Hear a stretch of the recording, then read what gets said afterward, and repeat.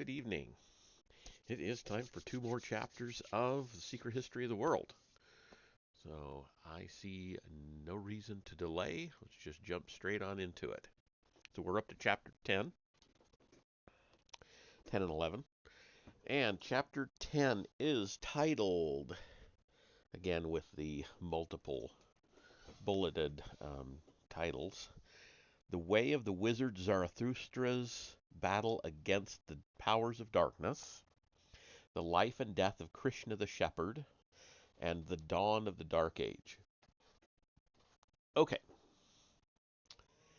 In 5067 BC, in the region we now call Iran, the birth of a great new leader was foretold.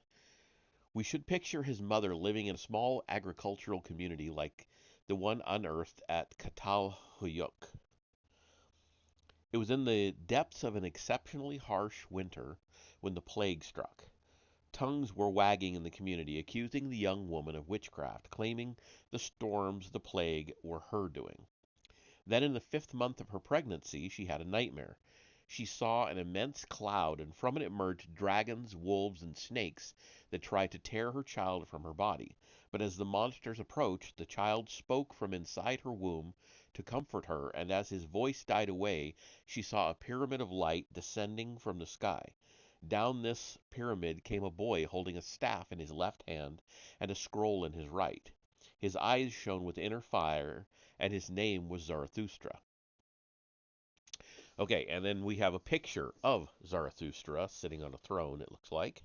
So let me switch to that. Oh, actually, sorry, there is a caption.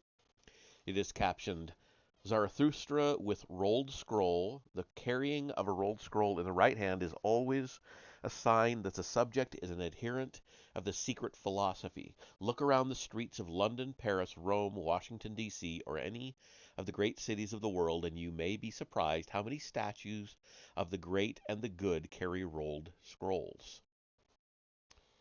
Okay,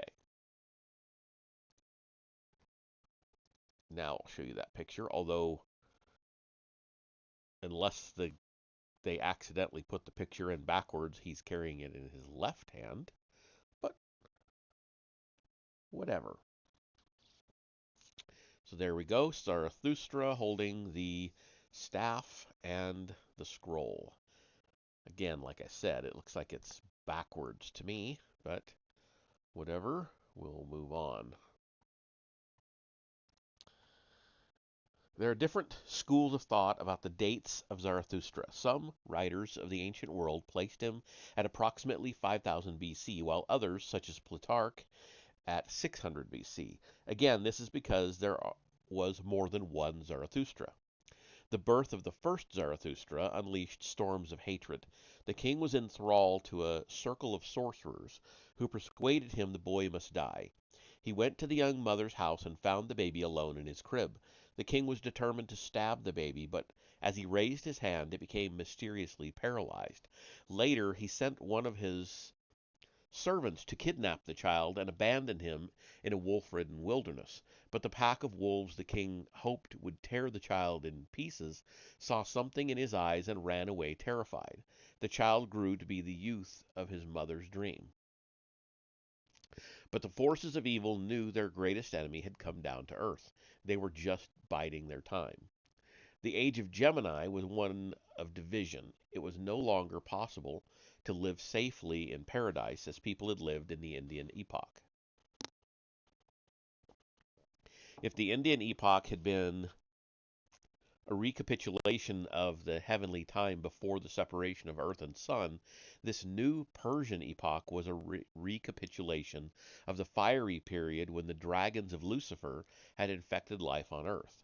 Now the forces of evil reasserted themselves, led by Ahriman, the Satan of Zoroastrian tradition. The cosmos was invaded by hordes of demons that darkened the heavens. Demons thrust themselves between humans and the higher echelons of the spiritual hierarchies. If the Indian epoch was the time when the secret physiology of humankind was imprinted on human memory, then this Persian epoch is the time we took we look to for knowledge of demonology. Okay, and then we have another picture and a caption. The caption is Etruscan depiction of a demon in the form of a Persian Asura. The name Asura literally means not God, a meaning a or a meaning not, and Sura meaning the Persian name for a god or angel. Demons in all traditions are often shown gnawing the viscera. This is because of the primordial understanding that consciousness and memory are not stored in the brain alone, but in the whole body. Things we have done that we would rather not confront, painful and undigested experiences, are stored in the viscera. So here we have that picture. I'll have to blow it up a little bit here. So we have this winged thing with kind of a almost beaked but yet goat-like head. Kind of strange. Holding some sort of like snake, it looks like maybe. I'm not sure. All right, moving on. The host of demons against which Zarathustra led his own followers were also classified by him. These form the basis of classifications that the secret societies use today. At this point, at this turning point in history, people began to feel insecure on a level that today we call the existential. They were less sure that they lived in a cosmos that was ultimately benevolent, where everything would turn out right in the end. They began to suffer for the first time the species of fear that Emil Durkheim named anomie. Anomie. Uh, Fear of the destructive chaos that creeps in at the margins of life, that may attack us from the darkness outside the encampment or from the darkness that overwhelms us when we are sleeping. It may also lie in wait for us when we are dead.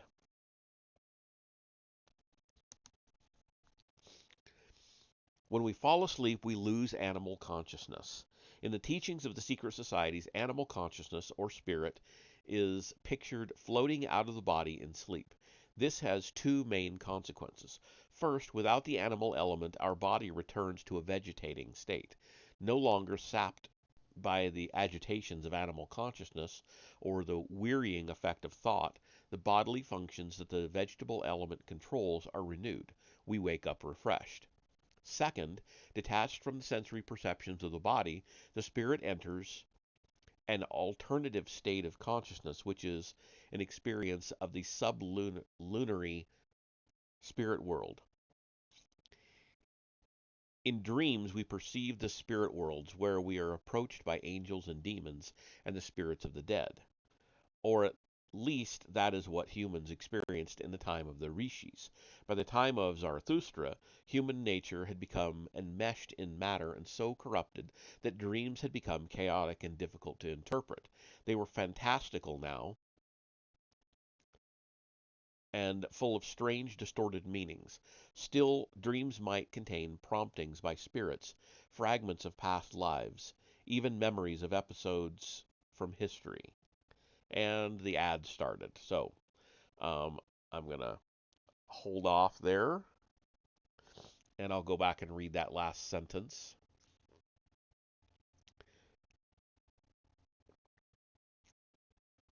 Looks like we've got an ad about the Marines.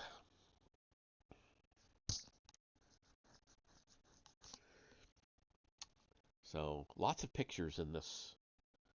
We've got another picture coming up as soon as I finish this next um, paragraph. So, all right, we should be coming back. All right, I will repeat that last sentence. Still, dreams might contain promptings by spirits, fragments of past lives, even memories of episodes from history. In deepest sleep, the third eye may open and peer into the spirit worlds, but on waking, we forget. After years in exile, the young Zarathustra felt the need to return to Iran. On the border, he had a vision.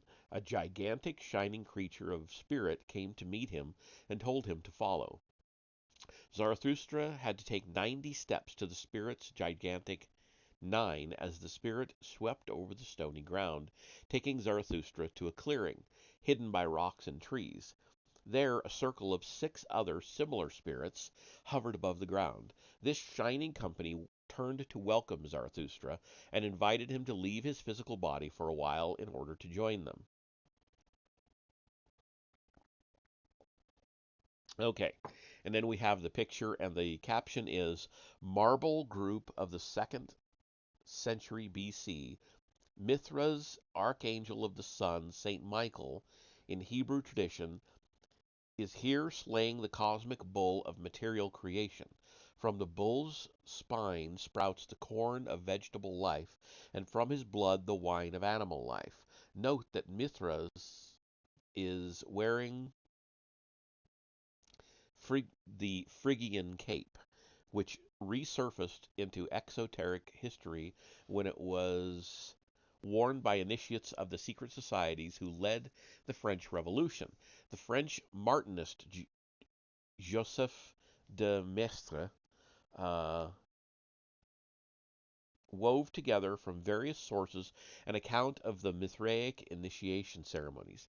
A pit was dug with the candidates which the candidates stood in. A metal grill was placed over the opening to the pit, and on this stood a bull that was sacrificed. The candidate would become drenched by the blood of the bull raining down from above. In another part of the ceremony, the candidate would lie in a tomb as if dead. Then the initiator would grasp him by the right hand and pull him up into new life. There were 7 grades of initiate: raven, nymphus, soldier, lion, Persian, courier of the sun, and father. Okay. It was such a long depiction, I had to turn the page. All right. Let me bring this picture up. This looks like the sacrificing of the bull. And then there's a snake down here. A chariot here and here. The trees. And this looks like it's underground. This looks like the top of a cave, but it's also the ground. I don't know if you can see my cursor moving around there, but anyway.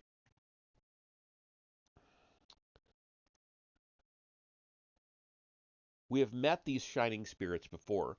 They are the spirits of the sun called in Genesis the Elohim. They now prepared Zarathustra for his mission. First, they told him he must pass through fire without being burned. Second, they poured molten lead, the metal of Ahriman, onto his chest, which he suffered in silence. Zarathustra then took the lead from his chest and calmly gave it back to them. Third, they opened up his torso and showed him the secrets of his inner organs before closing him up again. Zarathustra returned to court and preached what the great spirits had revealed. He told the king that the sun spirits who created the world were working to transform it, and that one day the world would be a vast body of light. The king he was addressing was a new one, but like his predecessor, he was enthralled to evil ministers. He did not want to hear this good news and let his ministers persuade him to have Zarathustra thrown in prison. But Zarathustra escaped from prison and also from attempts to murder him. He lived to fight many battles against the forces of evil, battles where he pitched his magic powers against the powers of evil sorcerers. Later, he became the archetype of the wizard, with the tall hat, cloak of stars, and an eagle on his shoulder. Zarathustra was a dangerous, somewhat disconcerting figure, prepared to fight fire with fire. He led his followers to secluded grottos hidden in the forests. There, in underground caverns, he initiated them. He wanted to provide them with the supernatural powers needed to fight the good fight. We know about this early mystery school because it survived 5 millennia underground in Persia before resurfacing as Mithraism, an initiatory cult popular among Roman soldiers, and then again in Manichaeism, a late mystery religion which included St. Augustine among its initiates. Zarathustra prepared his followers to face Ahriman's demons or asuras by terrifying initiation ordeals. He who fears death, he said, is already dead. It was recorded by Menippus, the Greek philosopher of the 3rd century BC, who had been initiated by the Mithraic successors of Zarathustra, that after a period of fasting, mortification, and mental exercises performed in solitude, the candidate would be forced to swim across water, pass through fire and ice. He would be cast into a snake pit and cut across the chest by a sword so that blood would flow. By experiencing the outer limits of fear, the initiate was prepared for the worst that could happen, both in life and after death. An important part of this preparation was inducing in the candidate conscious experience of the separation of the animal part of his makeup from the vegetable and material parts, as happens in sleep. Equally important was to experience the separation of the animal from the vegetable part, as happens after death. In other words, initiation involved what we today sometimes call an after death experience. After death? Okay, and then we have another picture.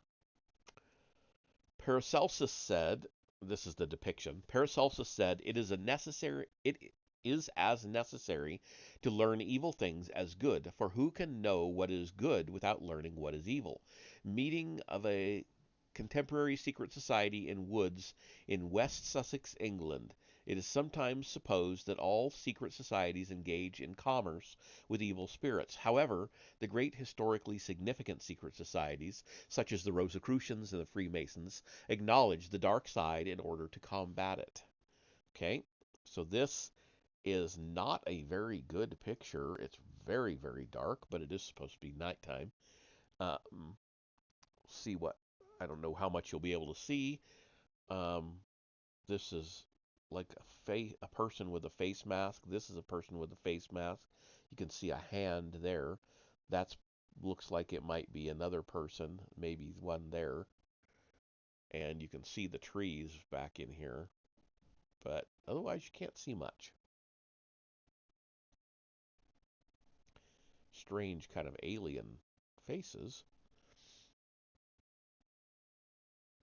Okay. By the act of leaving the body, the candidate knew beyond any possibility of doubt that death was not the end. People who learn how to dream consciously, that is to say, with the ability to think and exercise willpower we normally only enjoy in waking life, may develop powers which are supernatural by today's definitions. If you can dream consciously, then you are on the way to being able to move about the spirit worlds at will, communicating freely with the spirits of the dead and other disembodied beings. You may perhaps learn about the future in ways which might otherwise be blocked. You may be able to travel to other parts of the material universe and view things where you are not bodily present, so called astral travel. The great 16th century initiate Paracelsus, who, as we shall see, has some claims to be the father of both modern experimental medicine and homeopathy, said he was able to visit other people in their dreams. We will also see that many great scientific discoveries have been revealed to initiates while in this alternative state of consciousness.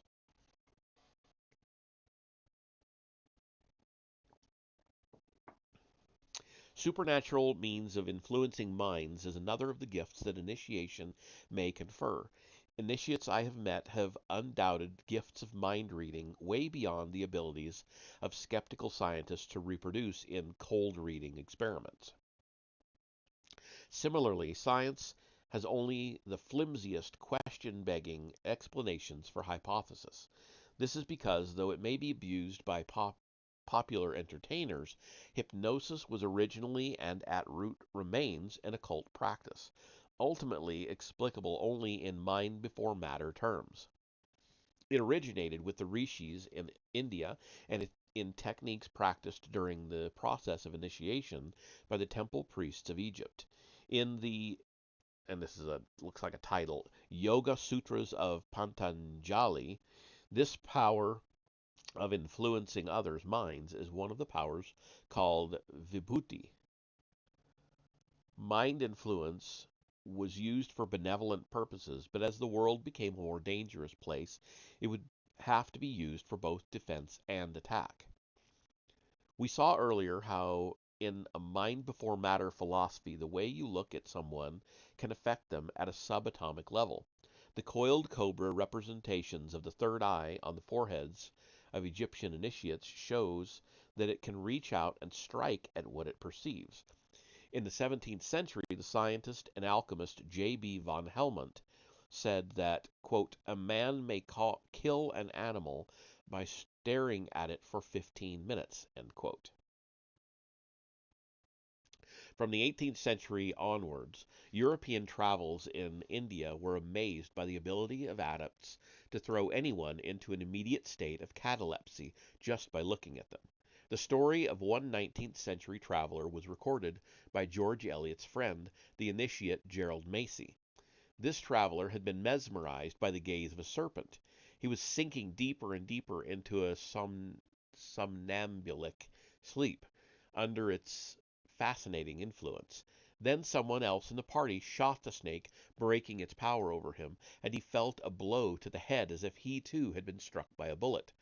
Travelers in the 20th century reported tales of wolves that were able to freeze their victims and prevent them from crying out, even when the victim was unaware that he was being watched. In living memory, in a small town called Crowborough, less than 6 miles from where I write, lived a local wise man and healer called Pigtail Badger. The villagers were afraid of him because it was said that this tall, heavy-set, fierce-looking man could stop others in their tracks just by looking at them.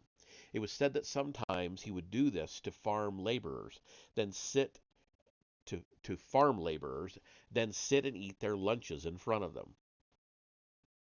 Okay, and I don't know how important it is to show you this picture. It's just like a border, but I'm going to show it to you anyway because it does have an interesting element to it. It is the Eye of Horus or one of those. I know there are a couple of different ones, and there's an Eye of Ra and the Eye of Horus, and they're somewhat different. Um, but these look like arms reaching out from it, and it's just three depictions of that. It's an interesting element added to that I've never seen.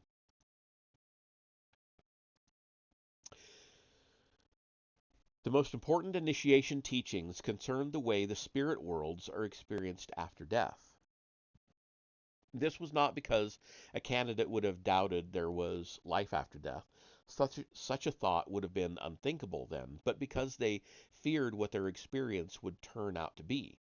In the first instance, they feared that demons they had evaded in their lifetime were lying in wait. Initi- in, excuse me. Initiation showed candidates now how. Let me start that sentence again. Initiation showed candidates how to navigate the after death journey safely. And then we have another picture. The caption is Iconography of the Spirit Leaving the Body in Egyptian and Christian Art. Didron's Christian Iconography. I assume that's a book. In the Egyptian depiction, the spirit is showing separating from the discarded soul matter. Okay.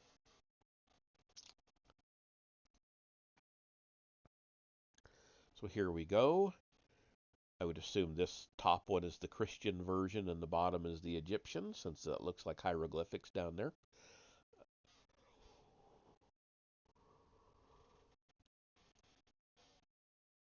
I'm not sure what this is supposed to be up here. This tentacled thing. Don't know. Getting back to it though. In sleep, the animal spirit leaves the vegetable and mineral parts of the body behind. In death, on the other hand, the vegetable part, which orders the basic life functions, leaves with the animal part.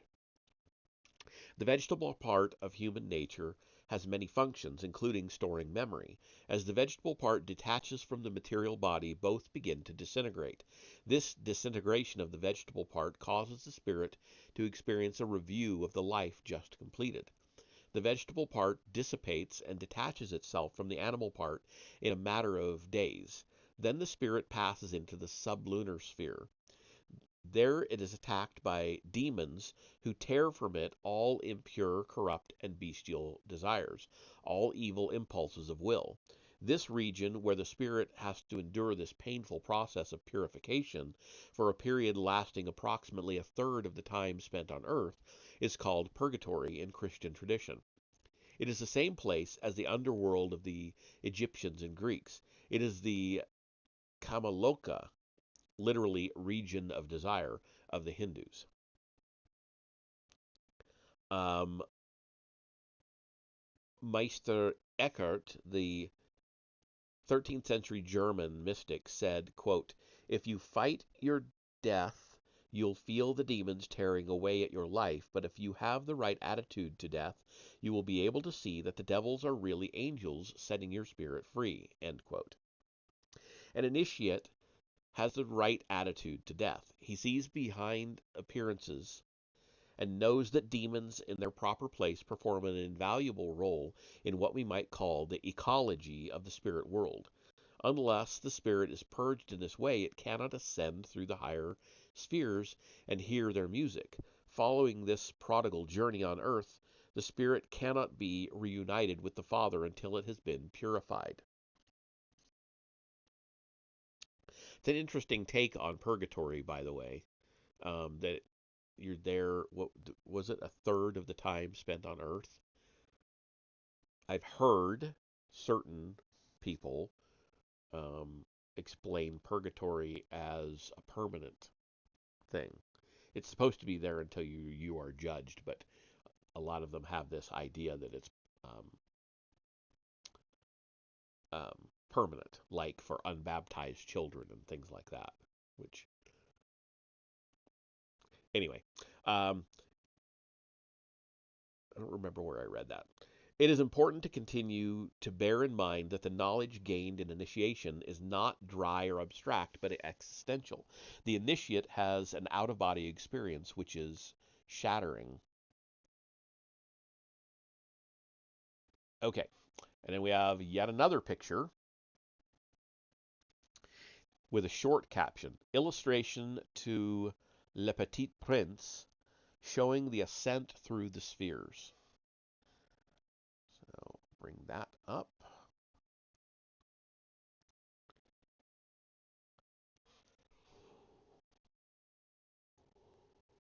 Holding on to these birds attached to strings like they're a bunch of balloons. Kind of interesting.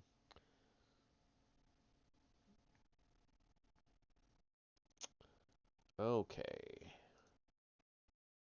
From the lunar sphere, the embodied spirit flies upward to the realm of Mercury, from there to Venus, and then on to the Sun.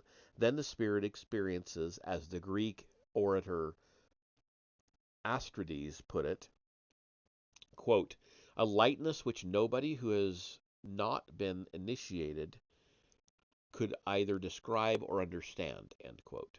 It is important to continue to bear in mind that this teaching was common to mystery schools of all cultures in the ancient world and has been perpetuated in the modern world by the secret societies.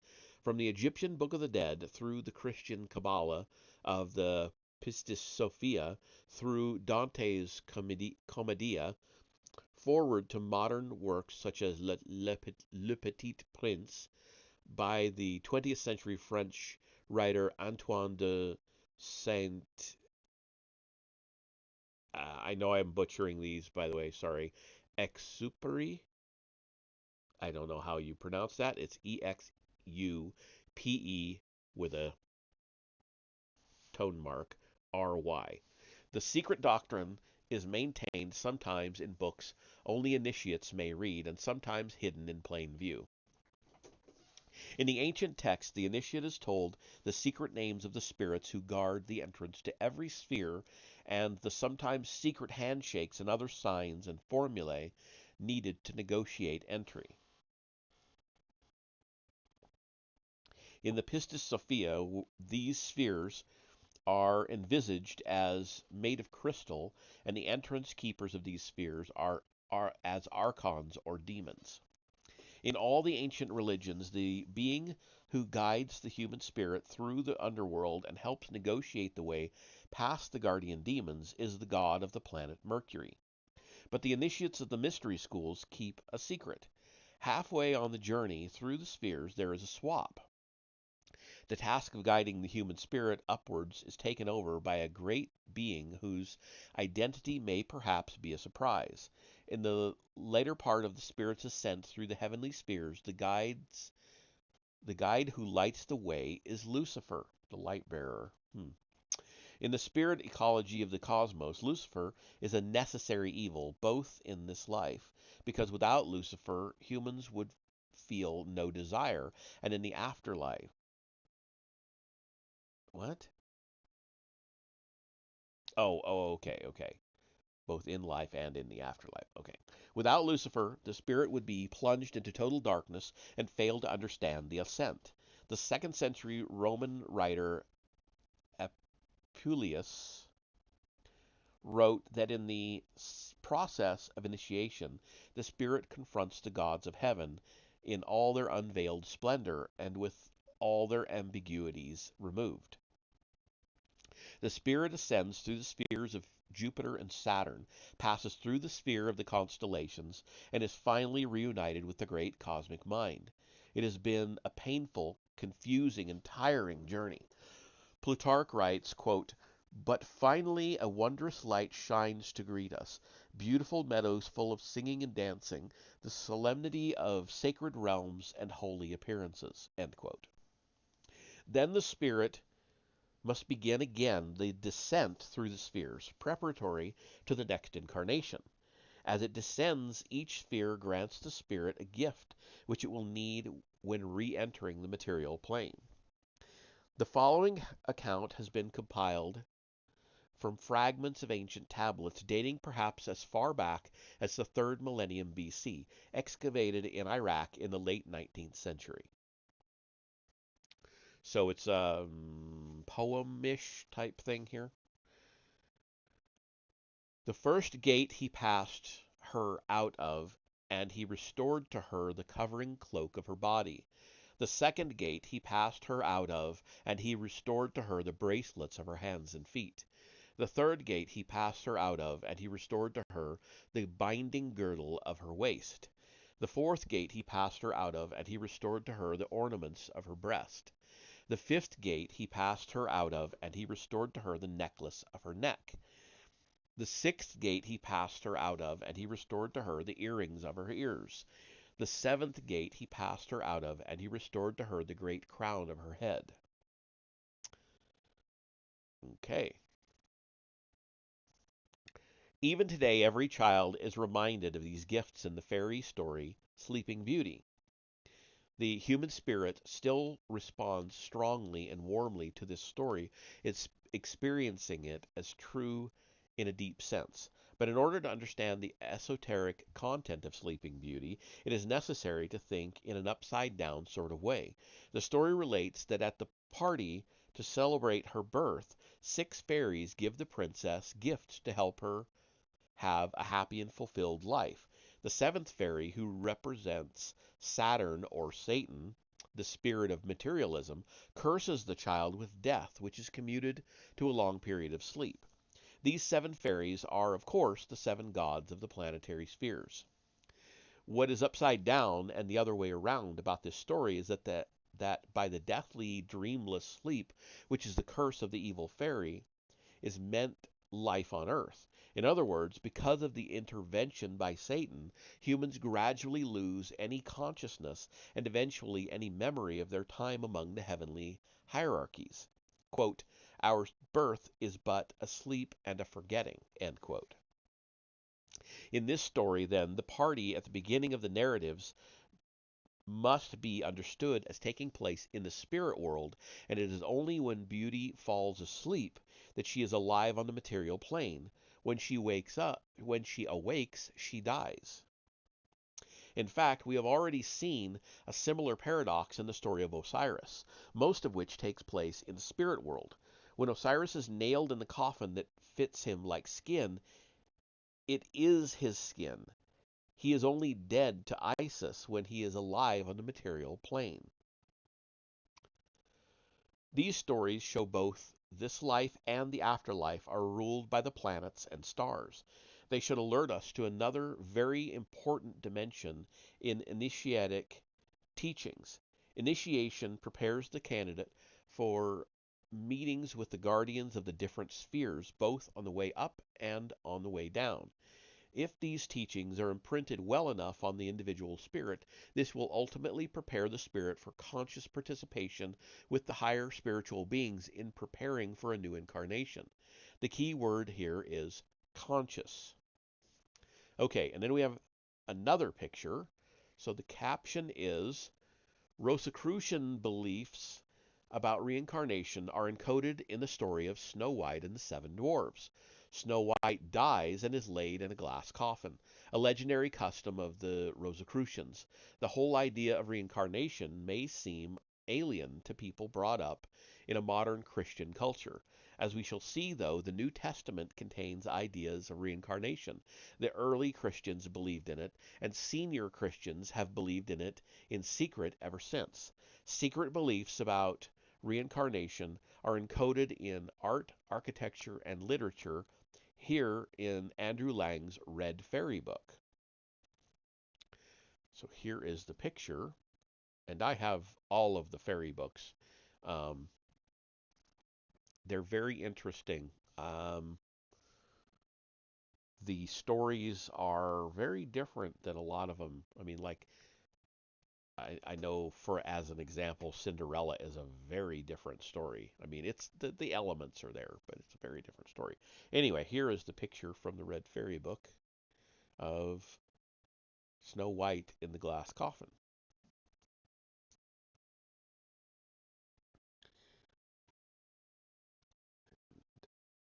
Okay. Initiation involves forging a conscious working relationship with disembodied spirits and an existential knowledge of the way they work in our lives and our afterlives. It reveals the way they operate when we are awake, when we dream, and when we are dead. We have seen that the histories we have been examining, such as the trials of Hercules, are structured according to different astronomical cycles. The journey of the sun through the months of the year, and in the precession of the equinoxes.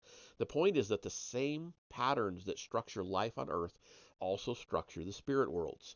Hercules and Job suffered trials in their earthly lives that have been recorded in the history of the world, but they will also have to suffer the same trials in the afterlife unless they can learn to become conscious of them. And if they can't, they will also have to suffer them in their next incarnation. This is the aim of initiation, to make more and more experience conscious.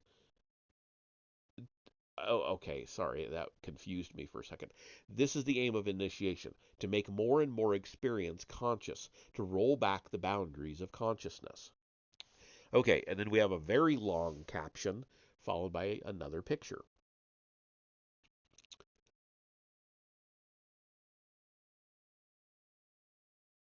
Initiation by Renaissance master Andrea Mantegna. Compare this with the ancient Roman depiction of the process of initiation on page 43. Um, I assume we're past that. These pages are not numbered like that in these um, electronic formats. Anyway, the hooded acolyte is threatened and suddenly made to feel he has been pushed into a fatal fall. This is part of the process of inducing an out of body experience that enables the acolyte to achieve personal existential knowledge of what will happen when the spirit leaves the body after death. The continuity in this process can also be seen in the account by the great 18th century Magus Cagliostro of his initiation into a Masonic lodge in London. In the Esperance Lodge above a pub in Soho, he was asked to repeat an oath of secrecy, then blindfolded. A rope was then tied round his waist, and he heard pulleys creak as he was winched up to the ceiling. Suddenly he fell to the floor. His blindfold was removed, and he saw a pistol being loaded with powder and a bullet.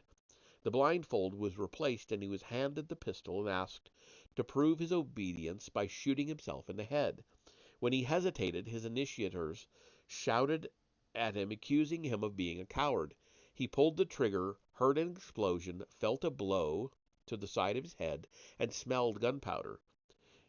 He had believed he was going to die, and now he was an initiate. Okay, so the picture. There we are. They all look to be naked. Not sure what exactly I'm seeing here. Um, this is a chicken-footed demon thing. Um, Playing a flute. It looks like wings and big ears there. Here is the blindfolded initiate.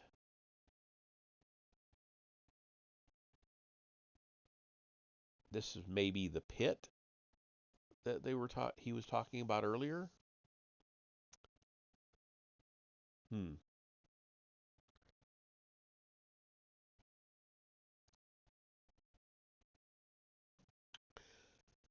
In our individual lives and collectively, we go round and round in circles traced out for us by the planets and stars. But if we can become conscious of these circles, if we can become conscious of the activities of the stars and planets in our lives in a most intimate way, then we are in a sense no longer trapped by them. We are no longer trapped by them. We rise above them. We are moving now not in a circle but in an upward spiral. Zarathustra wore a cloak covered with stars and planets as a mark of the knowledge that the great spirits of the sun had taught him. This was knowledge he passed on in initiation. When candidates re-entered the body following their out-of-body experience, they were enabled by Zarathustra to explore the interior workings of their bodies in ways that thousands of years later people would only be able to rediscover through autopsies. Again, the difference was that the ancients, according to their habit of seeing life as subjectively as possible, did not know human anatomy in an abstract, conceptual way, but rather they experienced it. This was how the ancients knew of the pineal gland long before it was discovered, quote unquote, by modern science. At the transition from the 6th to the 5th millennium BC, humankind began to construct the great stone circles that survive to this day, in the same way that the withdrawal of the gods during the Indian period had forced humankind to think about ways of following them. Now the obscuring of direct guidance from the gods made it necessary for humankind to discover new ways of seeking that guidance. Again, humankind was being drawn out of itself.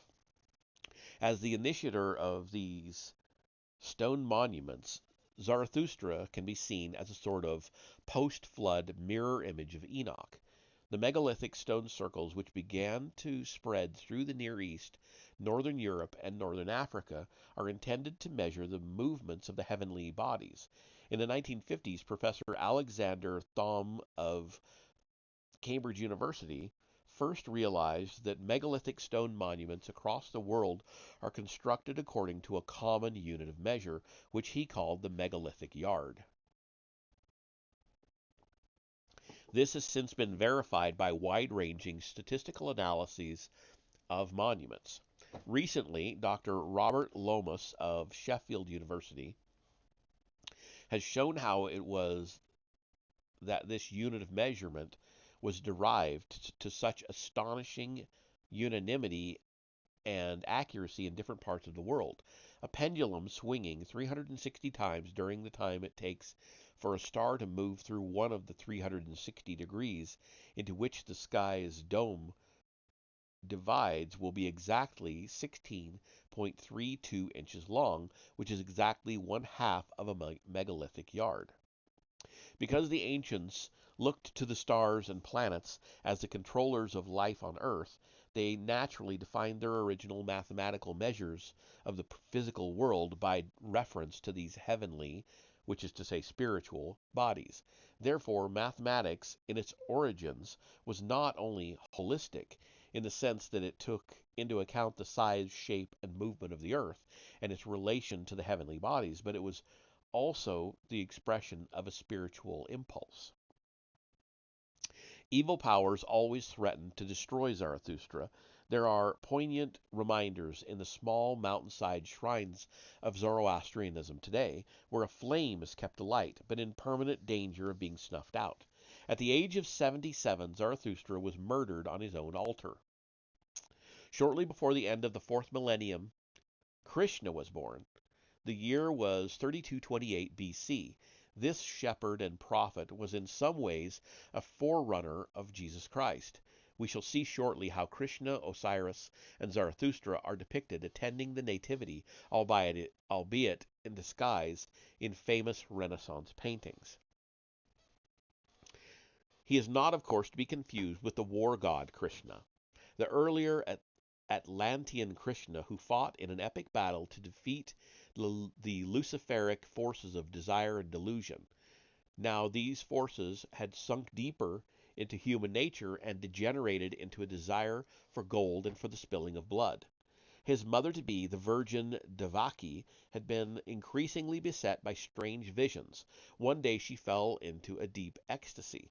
She heard a heavenly music of harps and voices, and in the midst of a bright flashing of myriad lights, saw the sun god appear to her in human form.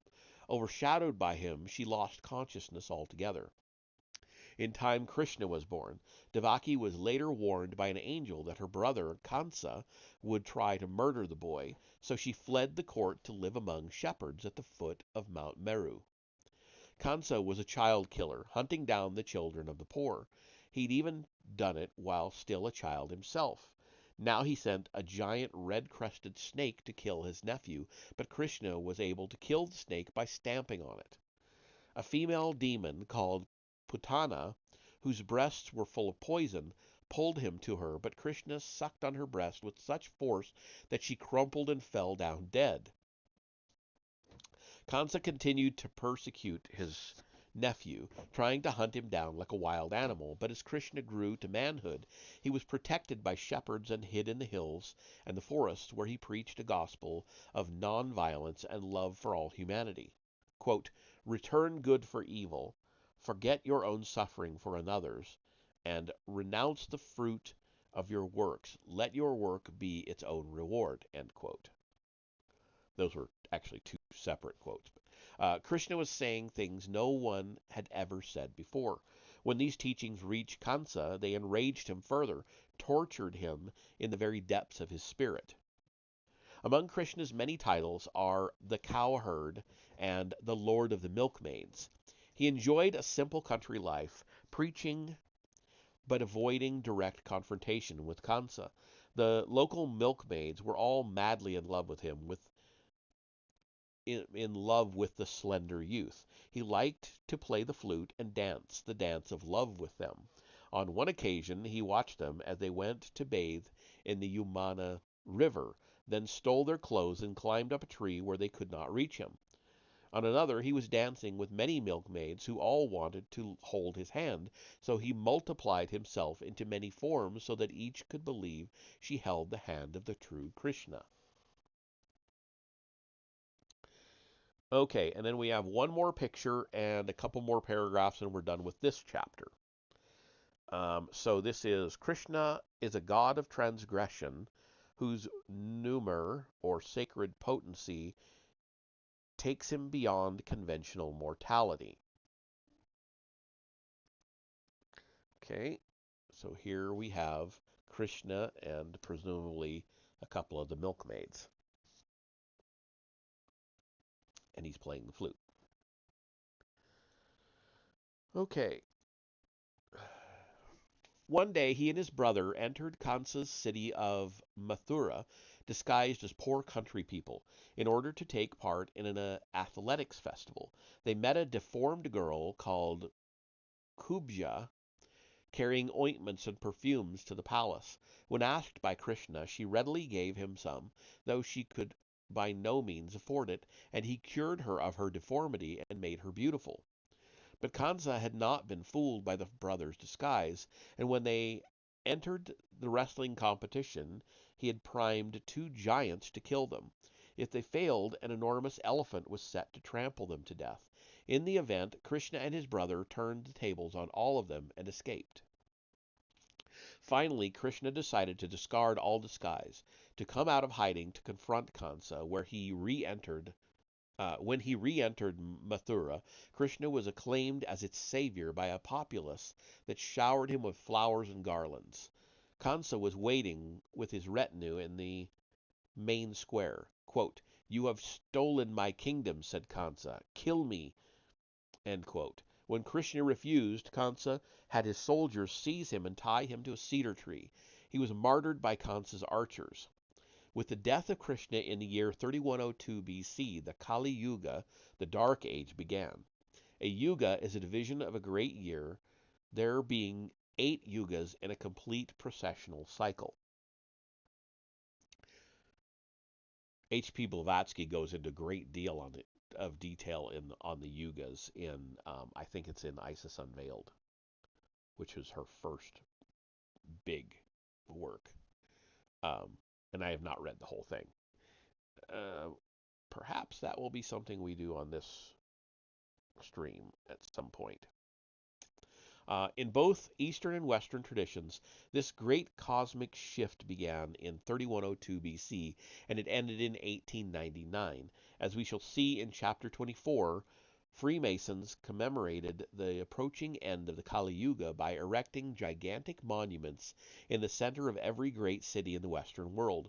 Most people pass by these familiar constructions unaware that they are beacons for the history and philosophy proposed in this book. In the gathering darkness, a light appeared. As Krishna died, another great personage was growing to adulthood, a light bearer who incarnated just as 3,000 years later Jesus Christ would incarnate. We shall examine the life and times of the incarnated Lucifer in the next chapter. Interesting. Okay. Oh, and these are longer chapters tonight, so it's going to be a long, almost, I bet you, close to hour and a half, maybe hour and quarter, hour and 3/4. So I may have to go get some more water here before very long. Okay, so chapter 11, getting to grips with matter with Mater Imhotep, and the Age of the Pyramids. Sorry, Gilgamesh and Enkidu, and Abraham and Melchizedek. All right.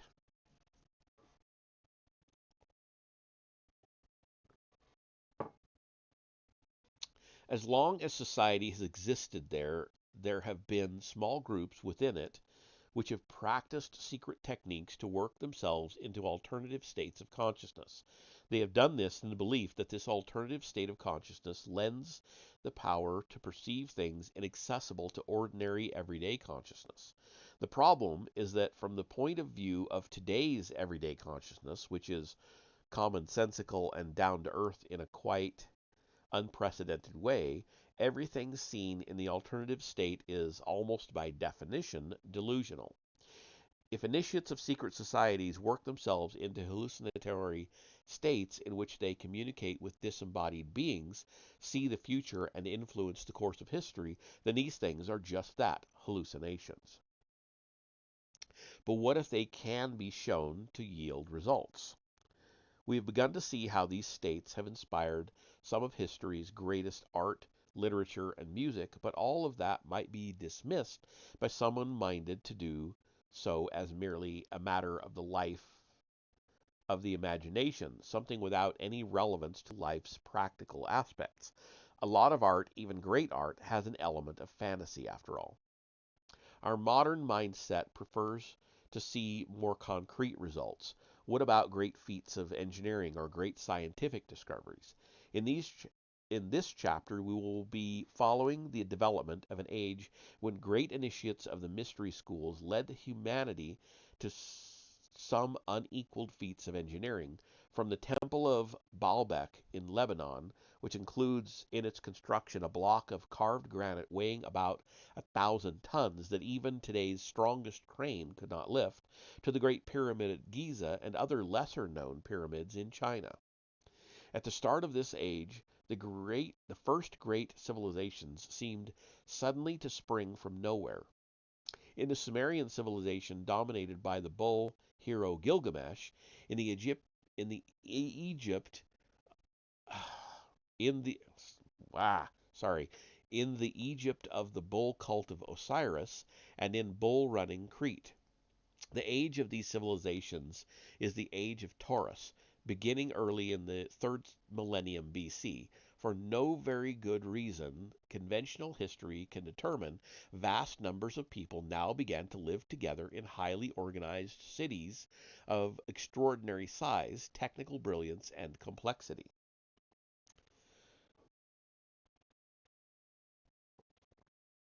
A shadowy but momentous event took place in China. It is shrouded in mystery. Even great initiates are unable to see it with anything approaching total clarity. In the 3rd millennium BC, the people of China lived a tribal nomadic existence, and according to Rudolf Steiner, it was into one of their encampments that an extraordinary individual was born. Just as thousands of years later, another exalted heavenly being would descend to earth in order to incarnate as Jesus Christ. So now Lucifer incarnated too. The birth of Lucifer was the beginning of wisdom. Of course, I'm using wisdom in a particular sense. In fact, the same sense academic biblical scholars use it when they talk about the wisdom books of the Bible, quote unquote.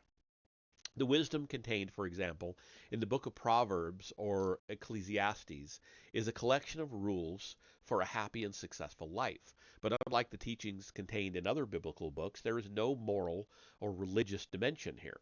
This wisdom is entirely prudential and practical, advising you what you must do to look after your own best interests. There is no suggestion, for example, that good behavior is likely to be rewarded or bad behavior punished, except by human agency. There is no notion either of a providential order. These books compiled in the form we now have them in about 300 BC were the fruits of a way of thinking which had developed approximately 2,500 years earlier. Or were. I said where. I meant were. The secret history proposes that this form of wisdom became possible as a result of the incarnation and ministry of Lucifer. For the most part, initiations into spiritual disciplines have taken place between childhood and adulthood, and after many years of preparation. For example, initiation into the Kabbalah has traditionally only been permitted at the age of 40, and candidates for initiation into the school of Pythagoras had to live in isolation and without speaking for years before their education could begin. But from birth, Lucifer was raised entirely within the confines of a mystery school. A circle of magi worked intensively on his education, allowing him to take part in the most secret ceremonies, molding his soul until at the age of 40 he finally had a revelation. He became the first person ever to be able to think about life on earth in an entirely rational way. We saw in chapter 8 how Orpheus invented numbers, but in the age of Orpheus, it had been impossible to think of numbers without also thinking of their spiritual meaning. Now, because of Lucifer, it became possible to think of numbers without any symbolic connotations, to think of numbers purely as measures of quantity, unencumbered by any notions of quality. People were now free to measure, to calculate, and to make and build.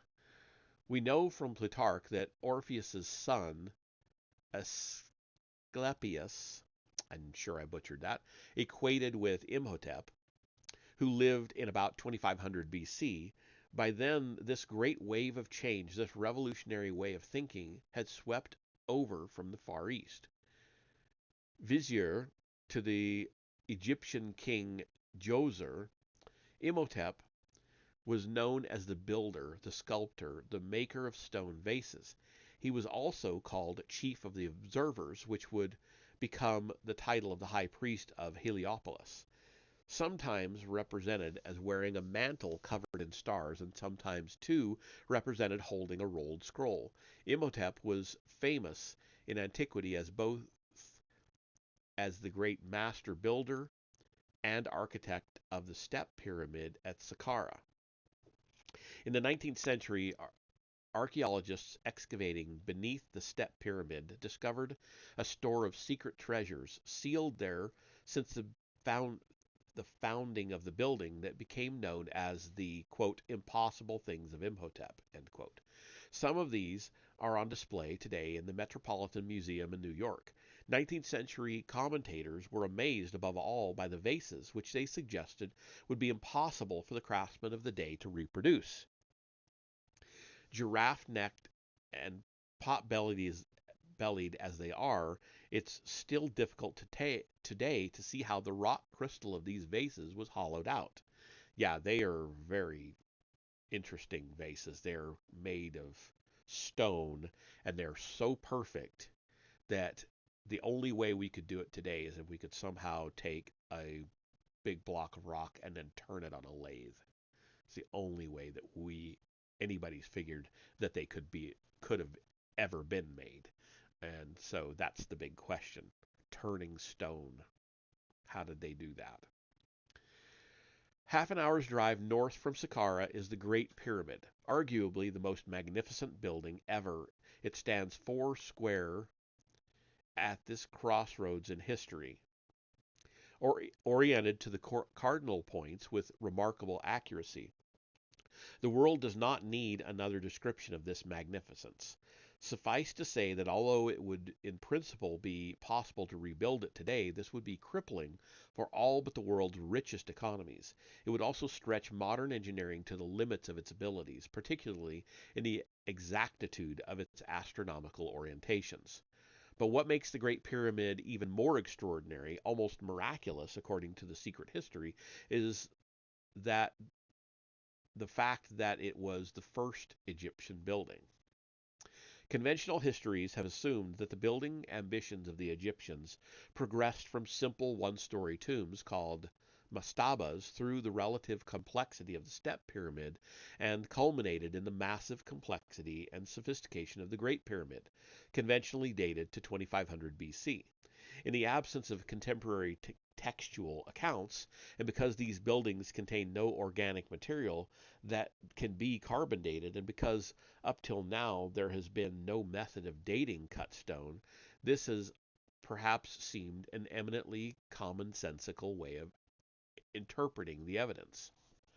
I suggested at the beginning of this book that this is an upside down, other way around history, and in The Secret Doctrine, the Great Pyramid was built in 3500 BC, before the founding of the great civilization of Egypt and Sumeria.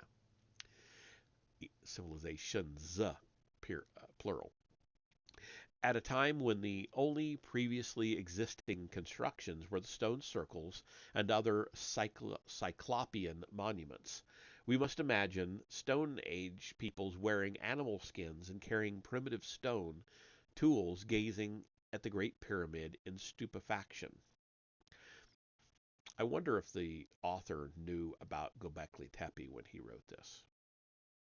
Anyway, um, according to the secret history, then, the step pyramid and the other lesser pyramids represent not an ascent but a decline. The Great Pyramid was conventionally has conventionally been seen as a tomb, as a variation on this theme prompted by the narrow shafts which point from out of the so-called king's and queen's chambers toward particular stars. It has been seen as a sort of machine designed to aid the projection of the dead pharaoh's spirit out of his tomb towards its heavenly resting place. On this view, then, the Great Pyramid is a sort of gigantic excarnation machine. From the point of view of the secret history of this interpretation, what? From the point of view of the secret history, this interpretation is anachronistic. It was the universal belief at this time that all humans traveled up through the planetary spheres to the stars after death. In fact, as we have seen,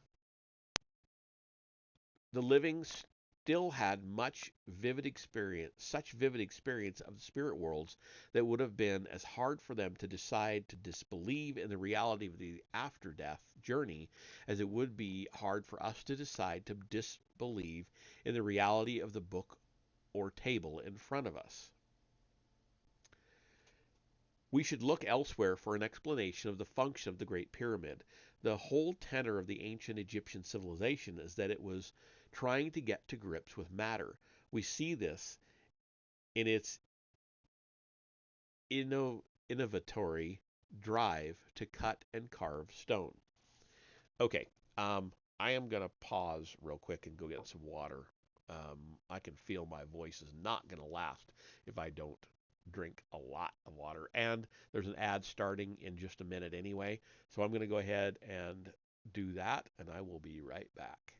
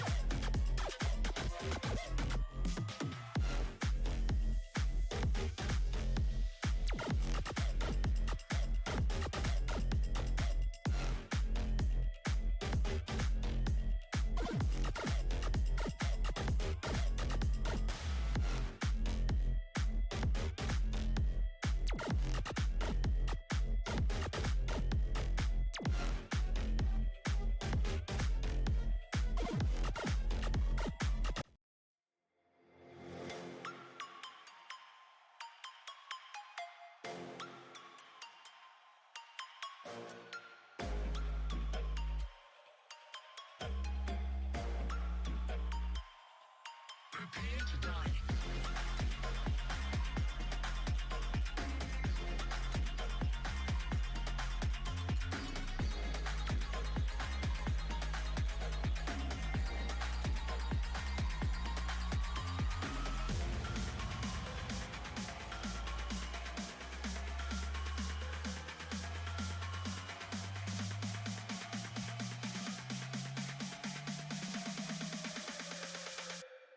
Prepare to die.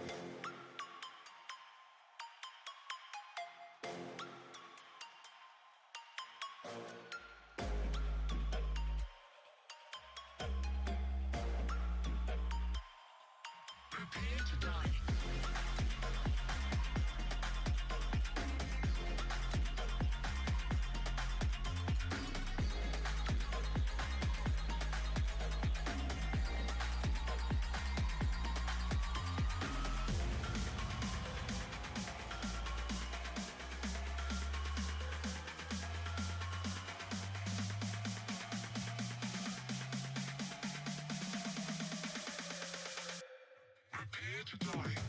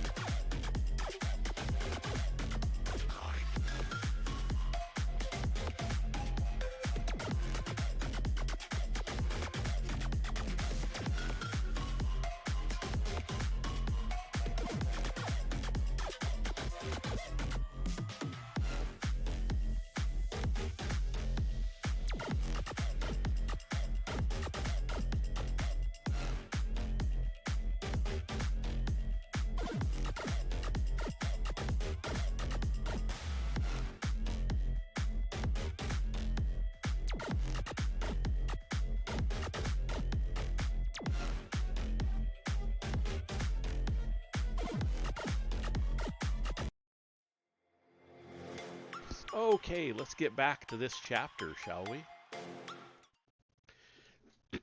So we were right at the end of this page. Um,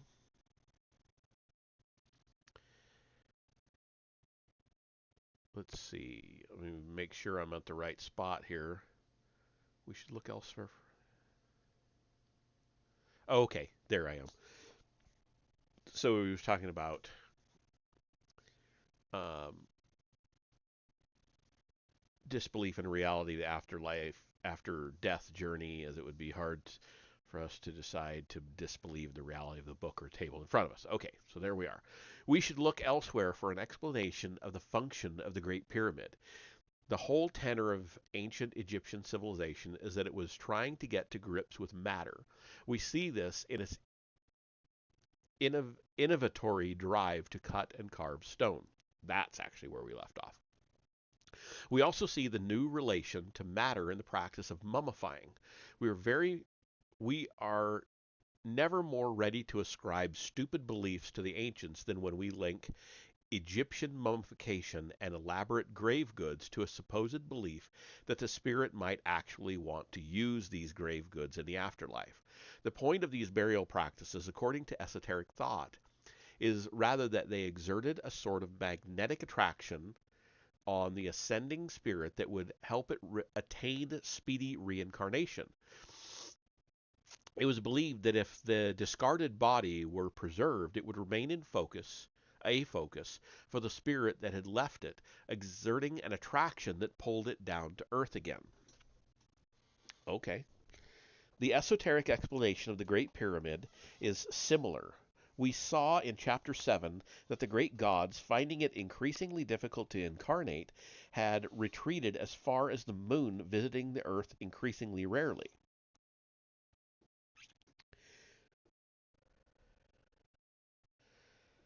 And then he's got in italics, the Great Pyramid is a gigantic incarnation machine. Egyptian civilization represents a great new impulse in human evolution, very different from the Oriental civilization, which had taught that matter is Maya, or illusion. The Egyptians initiated the great spiritual mission of the West, sometimes called in alchemy, Sufism, Freemasonry, and elsewhere in the secrets in else and elsewhere in the secret societies, the work. The mission was to work on matter, to cut it, carve it, to imbue it with intention until every particle of matter in the universe has been worked on and spiritualized. The Great Pyramid was the first manifestation of this urge. Excuse me. This history is about consciousness in different ways. First, this history has been told in various groups who have made it their aim to work themselves into altered states of consciousness. Second, this history supposes that consciousness has changed over time in a far more radical way than conventional historians allow. Third, it suggests that the mission of these groups is to lead the evolution of consciousness in a mind born universe. The end and aim of creation is always mind.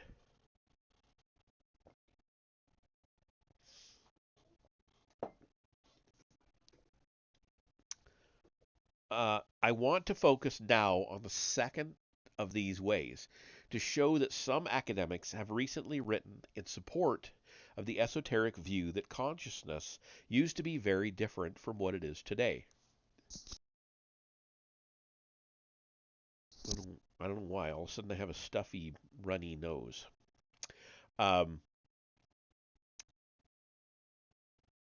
from what it is today. Contemporary with the rise of Egyptian civilization in about 3250 BC, Sumerian civilization arose in land between the Tigris and the Euphrates. In the early cities of Sumeria, statues to ancestors and lesser gods stood in family homes. A skull was sometimes kept as a house, quote unquote, that a minor spirit could inhabit. Meanwhile, the much greater spirit who protected the interests of the city was held to live in the God House, a building at the center of the temple complex. just like the church was the center of town for through the Middle Ages for the most part. As these cities grew, so too did the god houses, until they became ziggurats, great rectangular stepped pyramids built out of mud bricks. In the center of each ziggurat was a large chamber in which the statue of the god resided, inlaid with precious metals and jewels and wrapped in dazzling clothes. According to the cuneiform texts, the Sumerian gods liked eating, drinking, music, and dancing. Food would be put on tables, then the god left alone to enjoy it. After a time, the priest would come in and eat what was left. The gods also needed beds to sleep in and for enjoying sex with other gods. They had to be washed for this and dressed and anointed with perfumes. As with the grave goods in Egypt, the aim of these practices was to try to tempt gods to inhabit the material plane by reminding them of the sensual pleasures denied them in the spirit worlds. The bee is one of the most important symbols in the secret tradition. Bees understand how to build their hives with a sort of preconscious genius. Beehives incorporate exceptionally difficult and precise data in their construction. For example, all hives have built into them the angle of the Earth's rotation. Sumerian cylinder seals of this time show figures with human bodies but bees' nests for heads. This is because in this period an individual's consciousness was experienced as made up of a collaboration of many different centers of consciousness.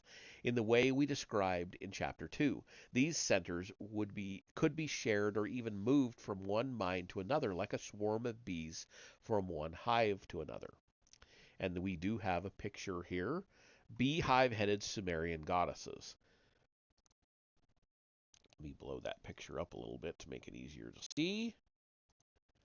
So, very definitely goddesses. You can see the breasts, and these are supposed to be beehives on top of their heads. They don't really look like beehives to me, but okay, I'll accept it.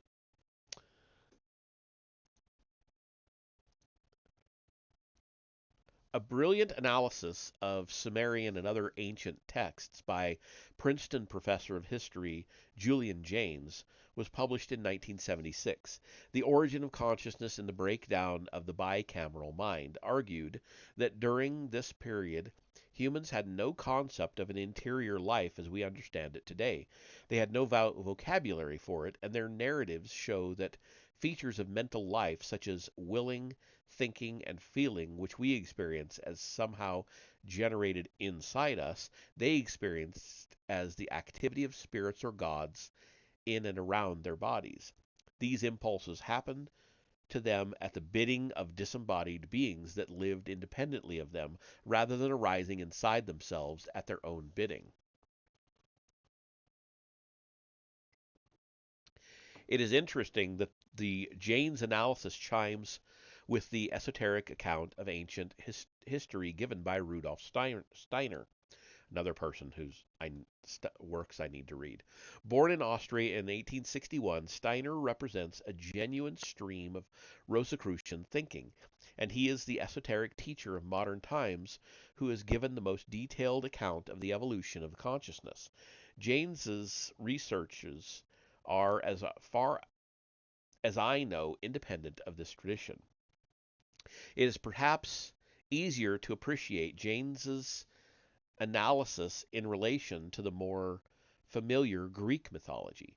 In the Iliad, for example, we never see anyone in any sense sit down and work out what to do in the way we see ourselves doing.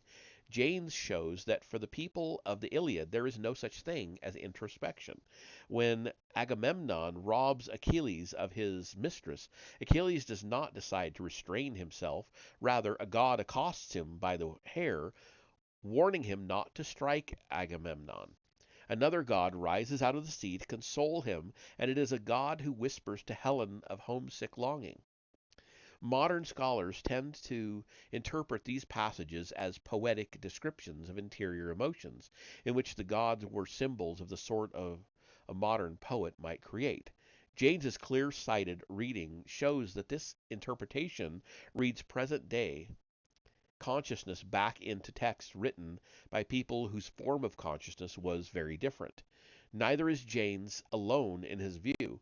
The Cambridge philosopher John Wisdom has written, quote, "The Greeks did not speak of the dangers of repressing instincts, but they did think of thwarting Dionysus or of forgetting Poseidon for Athena." End quote. And we have a picture. The caption is, "The most famous depiction of otherworldly suggestion is a statue in the Cairo Museum which shows Horus whispering in the ear of the pharaoh Khephren."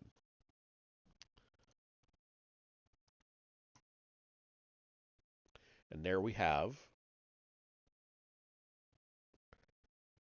I is this, I'm assuming that's what he means, but that doesn't look Egyptian at all to me. It looks more European, but whatever.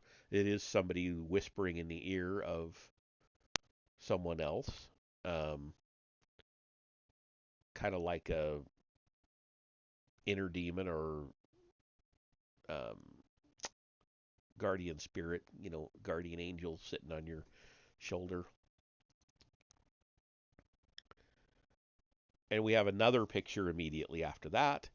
Here, Athena restrains Achilles from striking Agamemnon in a drawing by Flaxman, who was an initiate of the secret societies, and a demon sits on the shoulder of a saint. Oh, okay. So the first picture I showed you was the demon sitting on the shoulder of the saint. This picture is Athena restraining Achilles from striking Agamemnon. So here's Athena back here, of course. This would be Achilles. And I would assume Agamemnon is one of these seated figures, probably this one closest to him, on the kind of crisscross chair. Those are really neat chairs. Um, I've seen people build them. They're really kind of interesting and unique these days. We shall see in the concluding chapters of this history how the ancient form of consciousness continued to thrive very much later than even James posits. For the moment, though, I want to touch on a significant difference between Jane's analysis and the way the ancients themselves understood things. James described the gods who control the actions of the humans as being oral hallucinations, quote unquote. The kings of Sumeria and heroes of Greece are depicted by him as being, in effect, beset by delusions. In the ancient view, by contrast, these were not, of course, mere delusions, but independent living beings. James believes that everyone in the Homeric era and earlier lived in a world of delusion until, as he sees it, the right side of the brain gained supremacy over the left. In James's view, then, each individual, although believing himself addressed by a god equally present to everyone else, was in fact trapped in a private delusion. The problem with his view is that because hallucinations are, almost by definition, non consensual, it would lead you to expect these people to live in a totally chaotic and barbaric state, characterized by complete mutual misunderstanding.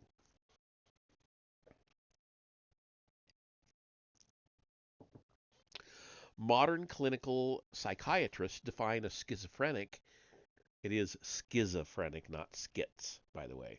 Schizophrenic as someone who cannot distinguish between externally and internally generated images and sounds.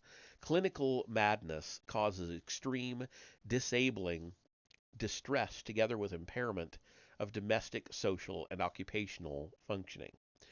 Instead, the people of this era constructed the first post-flood civilizations with separation between priestly, military, agricultural, trading, and manufacturing orders. Organized labor forces engineered great public edifices, including canals, ditches, and of course temples. There were complex economies and large disciplined armies. In order for these peoples to have cooperated, surely the hallucinations would have had to be group hallucinations. If the ancient worldview was a delusion, it had to have been a massive, almost infinitely complex and sophisticated delusion. What I have tried to present so far is a history of the world as it was understood by ancient peoples who had a mind before matter worldview in which everyone collectively experienced gods, angels, and spirits as interacting with them. Thanks to Freud and Jung, we are all familiar with the idea that our minds contain psychological complexes which are independent of our centers of consciousness and so to some degree may be thought of as autonomous. Jung described these major psychological complexes in terms of the seven major planetary deities of mythology, calling them the seven major archetypes of the collective unconscious.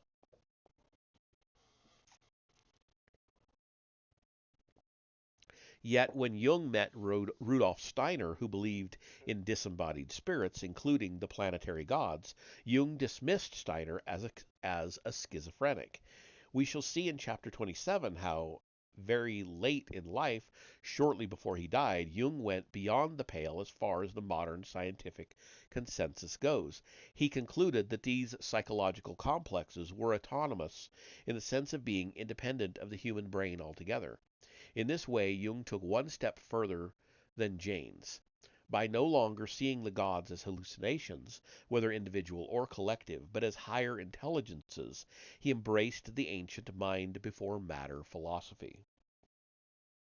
The reader should beware of taking the same step. It is important you be on your guard against any impression that perhaps, to be fair, this version of history hangs together in some way, or that it feels true in some unspecific, poetic, or worse, spiritual way.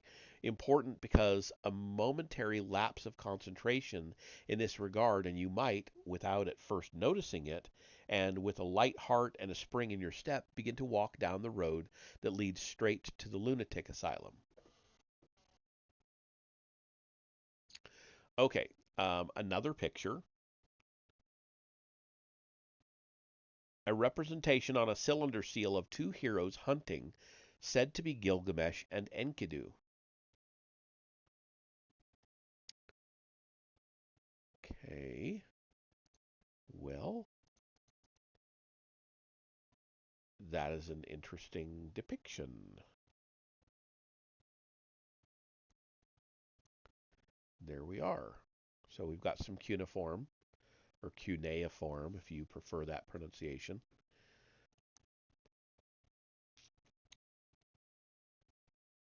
Trying to. So if it's Gilgamesh and Enkidu, which is which? And one of them has the lower body of a bull, it looks to me.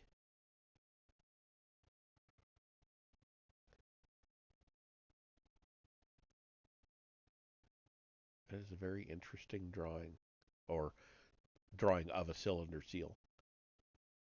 The cylinder seals are some interesting stuff to study.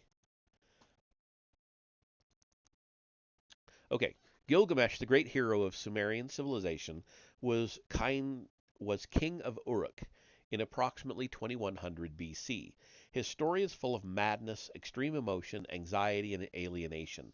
The great poet Rainer Maria Rilke called it, quote, the epic of death dread, end quote.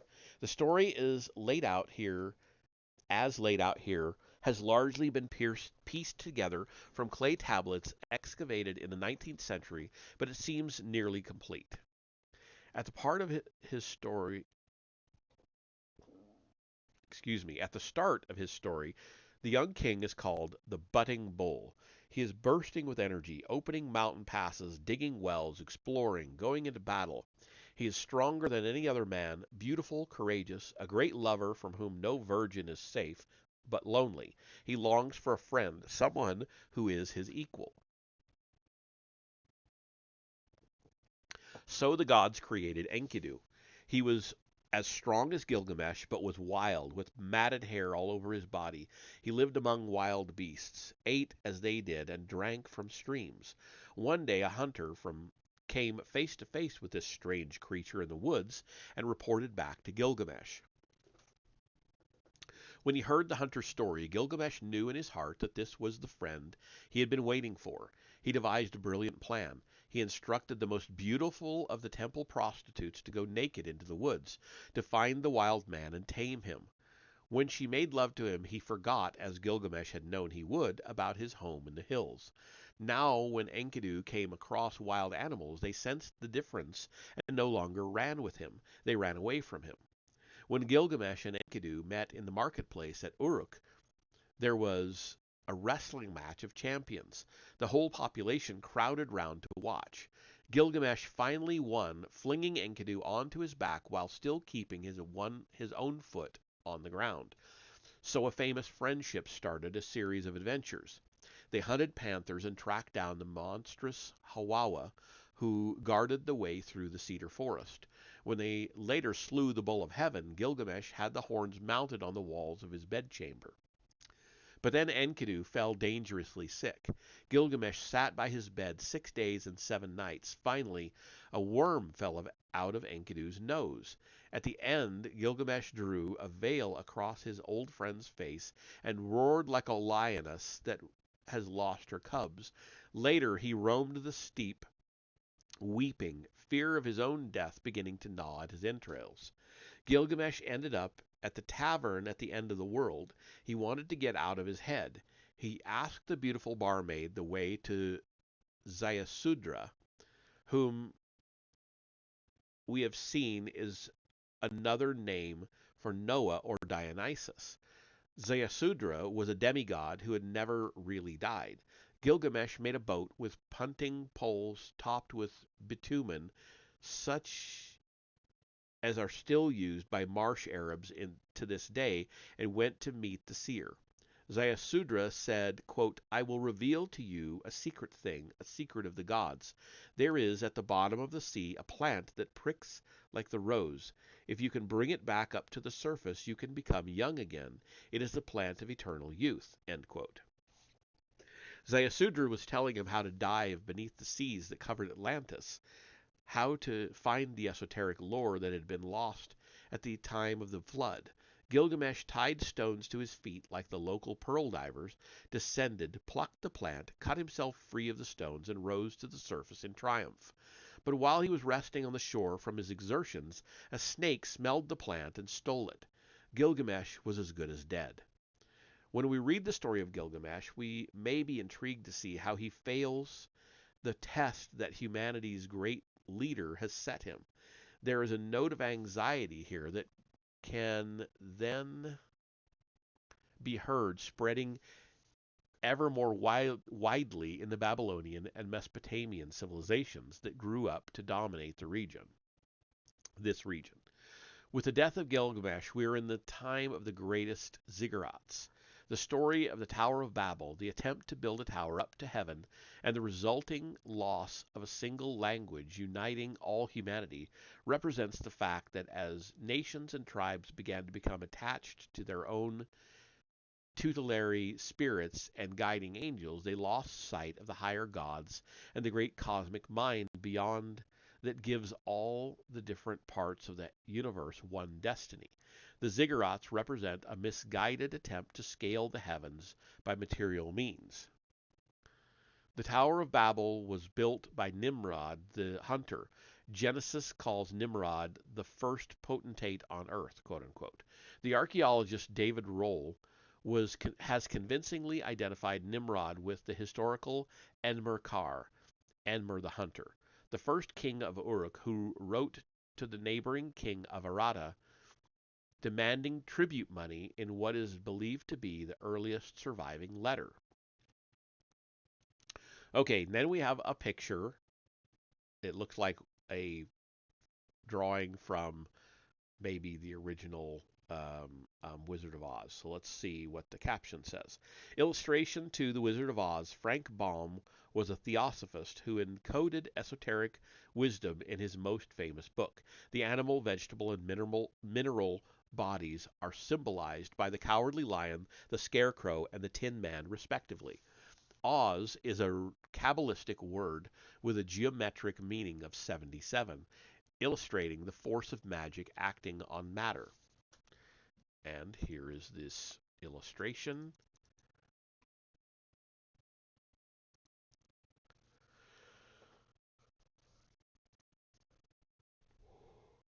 And we've all seen The Wizard of Oz, I'm sure, and we know what the lion, the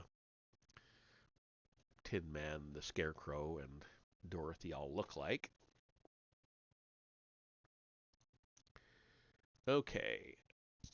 Nimrod was the first man to seek power for its own sake. From this will to power came cruelty and decadence.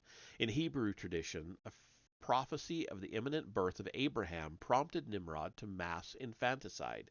We should understand by this that he practiced infant sacrifice, burying the bodies in the foundations of his great buildings. We join the secret story of Abraham in about 2000 BC, wandering in between the skyscrapers of his native Uruk. He decided to go on a quest to become a desert nomad to rediscover the sense of the divine that was in the process of being lost. When he visited Egypt, the Pharaoh gave one of his daughters, Hagar, as a servant to Abraham's wife, Sarai. Hagar bore Abraham his first son, Ishmael, who was to become the father of the Arab nations. We should understand by this that Abraham learned great initiatic knowledge from the Egyptian priests. Marriages of this time were usually within a tribe or extended family. Supernatural powers were connected with blood, and marriage between people of the same blood strengthened powers, something which used to be a part of the tradition of the gypsies, for example. Marriage of individuals from different tribes could involve an exchange of powers and knowledge. What form of initiation might Abraham have received in Egypt? We should picture the candidate for initiation laid out in a granite tomb. He is surrounded by initiates who have sent him into a very deep sleep-like trance. When he is in this trance state, they are able to raise his vegetable body, and with it his spirit or animal body, up out of his physical body, so that it hovers like a phantom over the mouth of the tomb. A witness of an initiation ceremony practiced on the Irish poet W.B. Yeats described how, during the course of the ceremony, a series of bells were rung to mark the stages. Yeats' spirit could be seen shining with different degrees of brightness during the different stages, each marked by different patterns of color. Initiates who perform these sorts of ceremonies know how to mold the candidate's vegetable body so that when it sinks back into the material body, the candidate is able to work to use its organs of perception consciously. At the end of 3 days, the candidate will be born again or initiated, which is marked by the Hierophant grasping him by the right hand and pulling him out of the coffin. In esoteric philosophy, the vegetable body is of utmost importance. Not only does it control vital bodily functions, but the chakras are, of course, the organs of the vegetable body. So this body, in effect, forms the portal between the physical world and the spirit world, and if the chakras are enlivened, this may lead to powers of supernatural perception and influence, the ability to communicate with disembodied spirits, and also healing powers.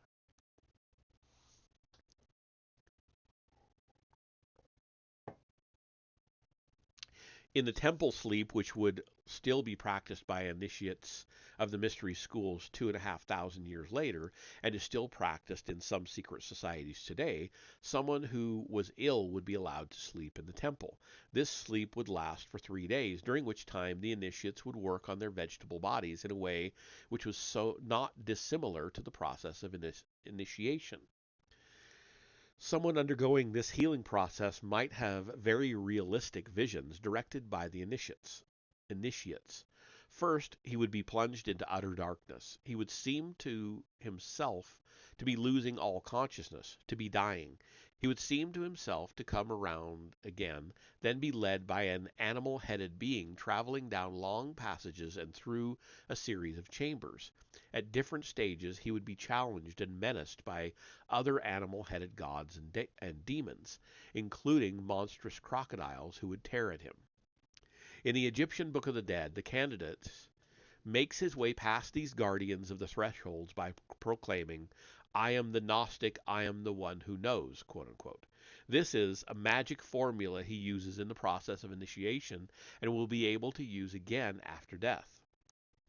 He approaches the inner sanctum. He sees an extraordinary bright light shining through the cracks round the edges of the gates.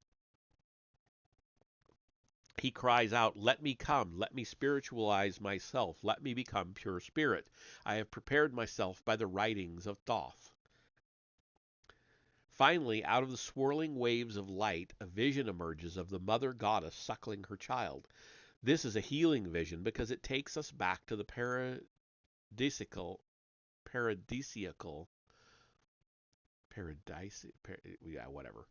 time we looked at in chapter 3, before the earth and the sun became separated, when the earth was illumined from within by the sun god, a time before there was any dissatisfaction, disease, or death. And it looks forward to another time when earth and sun will be reunited, when the earth will again be transfigured by the sun. In all ages and in all places, there have been people who have believed that meditating on this image of the mother goddess and child brings about miracles of healing. After his stay in Egypt, Abraham moved westwards toward the region we know today as Palestine. He had to arm and train his servants to rescue his brother who had been captured by local bandits. Following a fierce and bloody fight, he was walking through a valley which today's biblical scholars identify with the Kidron Valley when he met a strange individual called Melchizedek. As with Enoch, there is just a brief mention of Melchizedek in the Bible, but an accompanying sense of the numinous and of something important left unsaid. Genesis 14, chapter 14, verses 18 through 20, quote, "And Melchizedek, king of Salem, brought forth bread and wine, and he was the priest of the Most High God. And he blessed him and said, Blessed be Abram of the Most High God, professor of heaven and earth, and blessed be the Most High God, which hath delivered thine enemies into thy hand." End quote. This sense of the numinous is reinforced by a mysterious passage in the New Testament, Hebrews 6:20 7:17 through 7:17.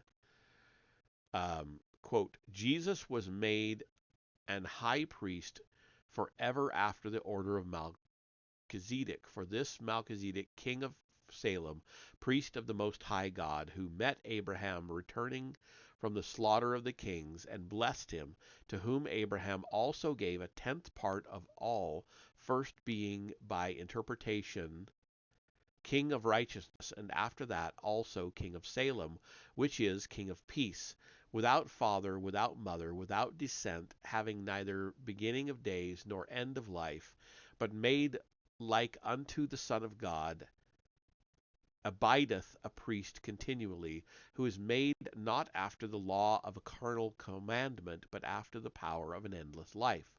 For he testifieth, Thou art a priest forever under the order of Melchizedek." End quote. Okay, and then we have another picture. Melchizedek features in art and literature quite out of proportion to the brief mention of him in the Bible. For example, he features prominently in France's most esoteric ecclesiastical statuary. For example, here in the north porch of Chartres Cathedral, he is traditionally shown bearing the chalice or grail. Okay, so let me show you that.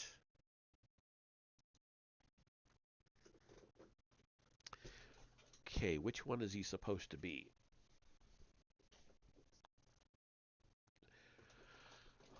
Holding the chalice or grail. Let's see which one of them is holding a chalice or grail. This one here is holding a chalice, or it looks like maybe right there. I'm not sure.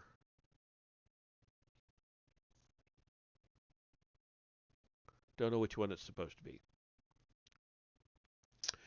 Okay, back to the reading. Clearly something strange is going on. Clearly this mysterious individual who has the ability to live forever is no ordinary human being. In Kabbalistic tradition, uh, blah, Melchizedek's secret identity is Noah, the great Atlantean leader who had taught humankind agriculture, the cultivation of corn and of the vine, who never really died but moved to another dimension. He now reappeared in order to be Abraham's spiritual teacher, to initiate him to a higher level. In order to understand Melchizedek's initiatic teaching, we must examine a later episode when, according to the ancient tradition, Melchizedek was present, even though this is hidden in the biblical version. Isaac was 22 years old when his father took him up a mountain to sacrifice him on the altar of Melchizedek. It is very important in certain forms of initiation that at a particular point in the ceremony, the candidate believes, perhaps briefly but with total conviction, that he or she is going to die.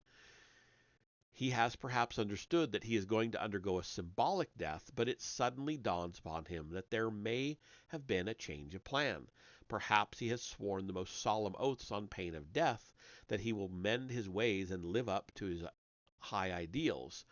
Now, with the blade held against him, he wonders if the initiates who have him in their power know that he has lied to them. He knows now, he comes to think about it, that he has done things he ought not to have done, not done the things he ought to have done, that there is no health in him.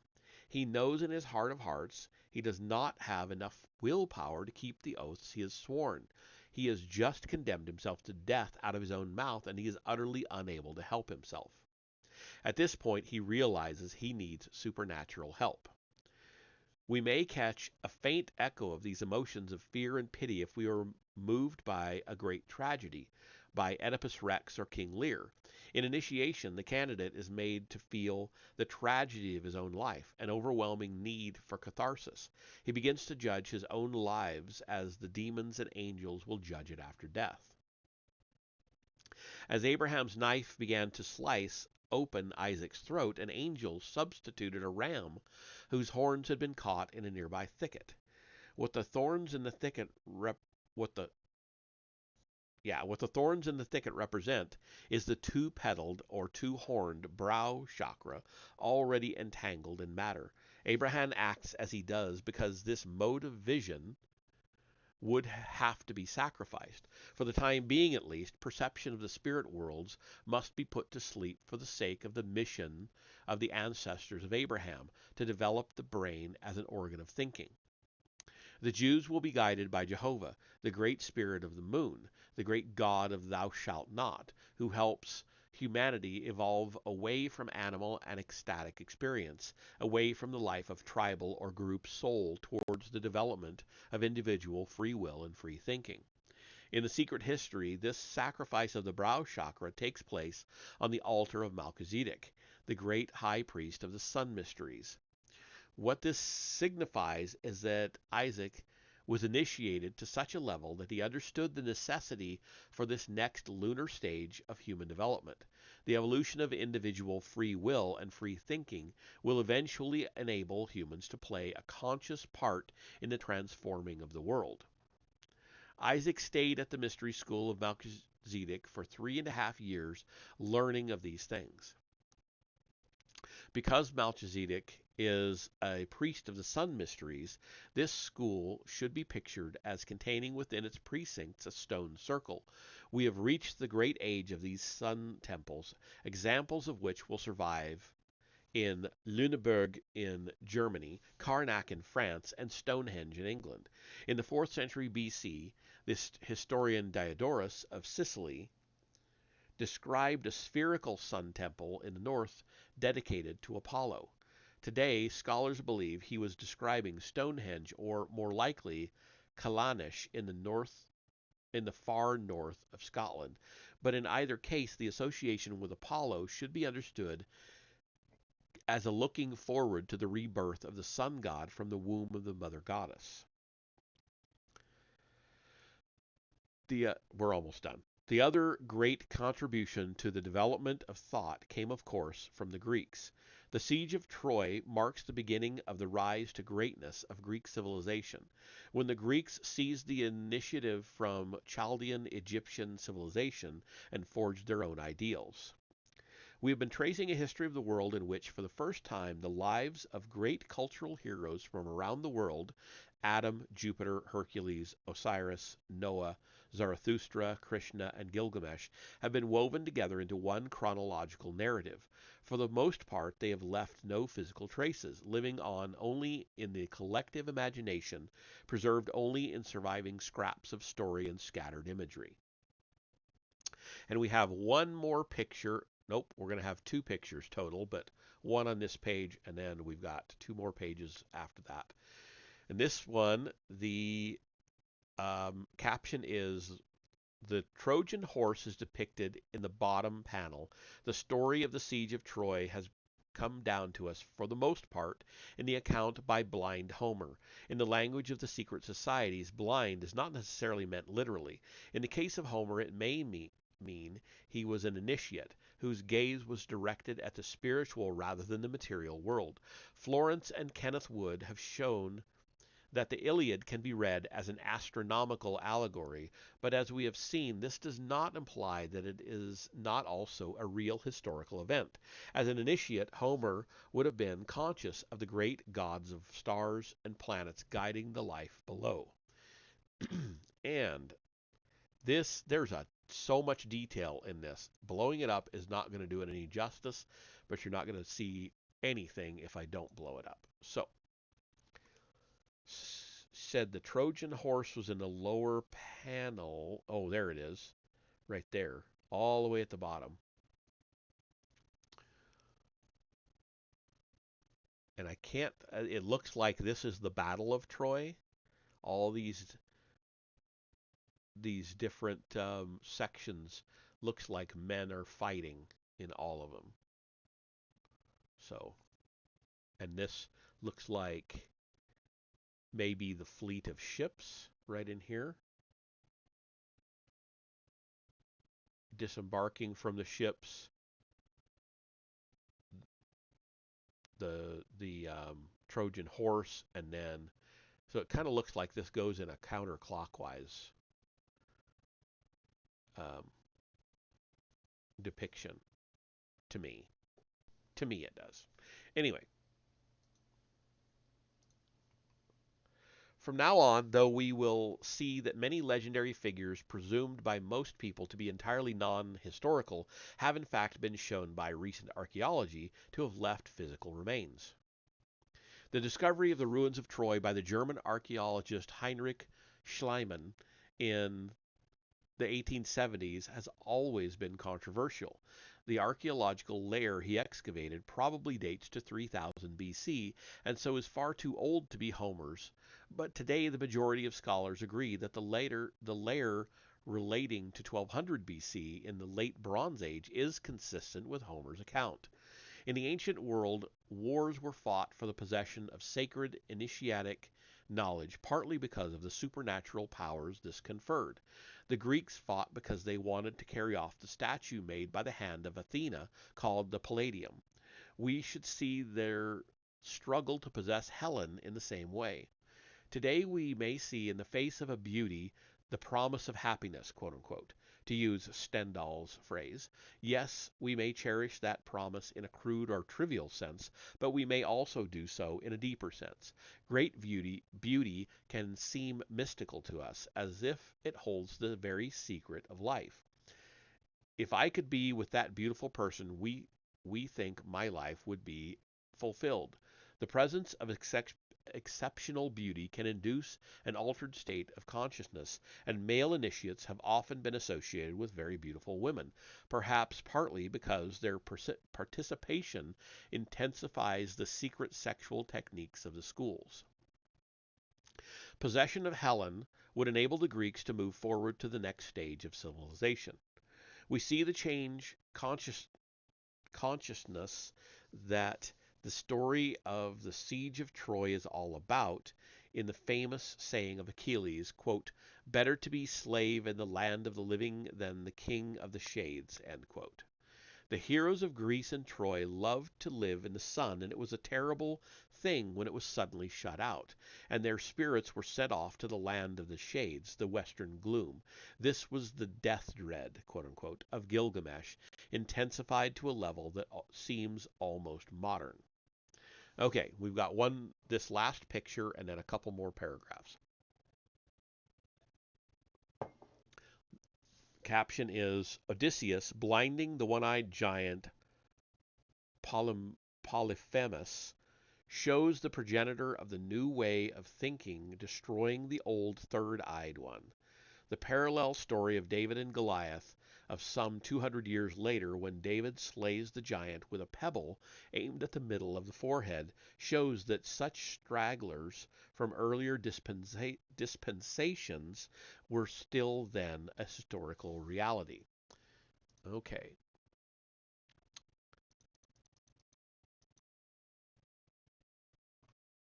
I can barely tell what that is at all. In fact, I really can't tell what that is at all. What is going on? I see an arm here. I see a leg here. I can't really tell much else. I don't know what this is. Without seeing a much better quality picture, I wouldn't be able to tell what the heck that is. Okay, let's finish out this chapter. Note that Achilles was not doubting the reality of life after death, but his conception of it evidently did not go beyond the dreary half-life of the sublunar sphere. A vision of the heavenly spheres above had been lost to him. We can see this turning point in consciousness from another angle if we ask ourselves who out of the heroes really won the battle of Troy for the Greeks. It was not the brave, strong hero Achilles, the almost invincible last of the demigods. It was Odysseus of the nimble wits, quote unquote, who defeated the Trojans by tricking them into accepting the gift of a wooden horse which had soldiers hidden inside. To today's sensibility, the story of the Trojan horse seems almost completely implausible. From the point of view of modern psychology, it just seems unrealistic to suppose that anyone would be so gullible. But at the time of the Trojan War, people were only just beginning to emerge from the collective mind we followed earlier, walking through the ancient wood, and have just seen Jane's define. Before the Trojan War, everyone shared the same world of thoughts. Others could see what we were thinking. So such no such lie would have been possible. People interacted with a terrible sincerity. They had a sense that we have lost, that in everything they did, they were taking part in cosmic events. The date of the siege of Troy is also the date of the first trick in history. And that is the end of that chapter. We're up to chapter 12, which, how many chapters are there? There are 28 chapters, so we're not quite halfway through. Actually, according to this, we are 34% through the book. So the next chapter, which we will start next time, is The Descent into Darkness, Moses and the Kabbalah, Akhenaten and Satan, Solomon, Sheba and Hiram, King Arthur and the Crown Chakra. That sounds like it's going to be an interesting one. So Let's see who's around. Well, we've got Vesper on. Um, yeah, just Vesper. So I'm going to go on over and raid him. So if you'll hang out for just a minute, give him 2 minutes of your time, um, and we will head over there. I will see you there.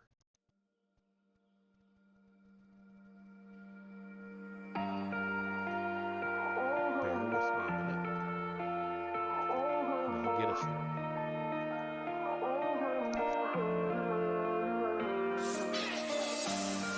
Feeling shattered skies, watching teary blue eyes,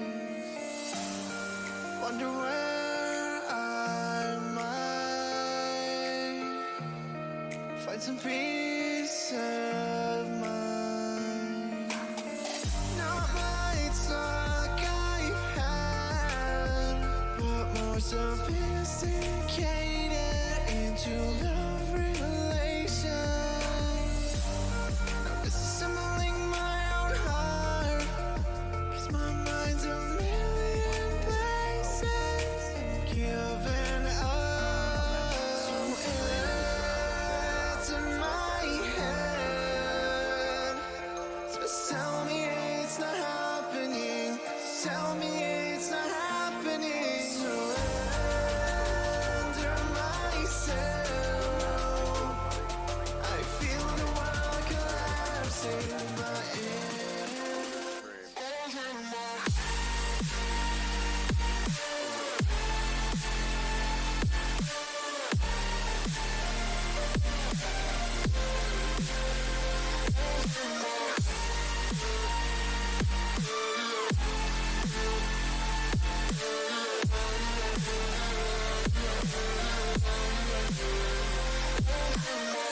Not lights like I've had, but more sophisticated into love relations. Now disassembling my own heart, 'cause my mind's a million places, giving up. So it's in my head. Just tell me it's not happening. Tell me it's not happening. Surrender myself. I feel the world collapsing in my ear.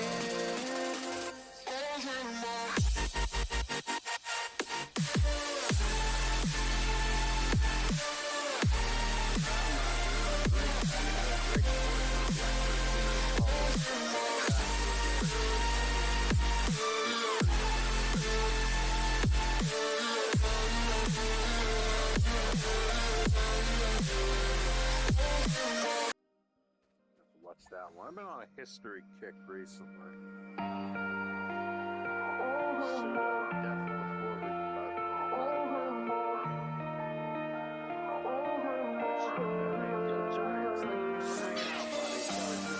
Feeling shattered skies, watching teary blue eyes, wonder where I might find some peace of mind. Not lights like I've had, but more sophisticated into love relations. Now disassembling my own heart, 'cause my mind's a million places, giving up. So it's in my head. Just tell me it's not happening. Tell me it's not happening. Surrender myself.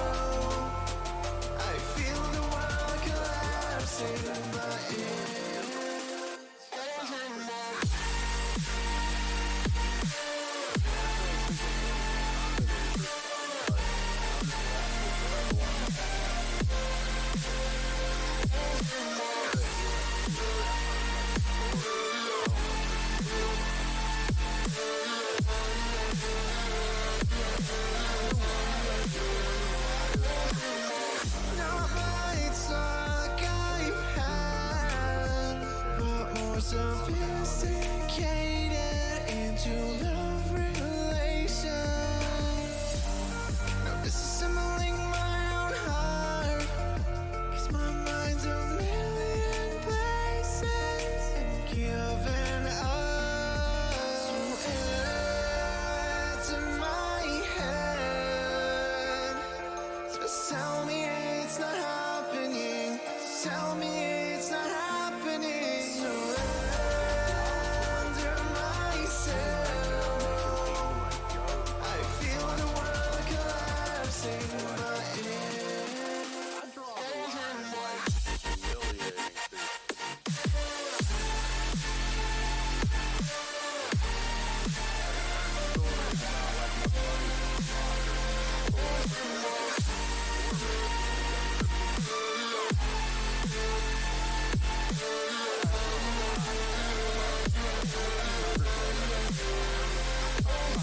Down with that. But definitely for weeding people out. But I don't think humiliating is the right way to go. I'm not saying you would, but you know what I mean? Yeah, like, that's just like, Feeling shattered skies, watching teary blue eyes, wonder where I might find some peace of mind. Not lights like I've had, but more sophisticated into love relations. Now disassembling my own heart, 'cause my mind's a million places and giving up. So it's in my head. Just tell me it's not happening. Tell me it's not happening. Surrender myself. I feel the world collapsing in my head. humiliation.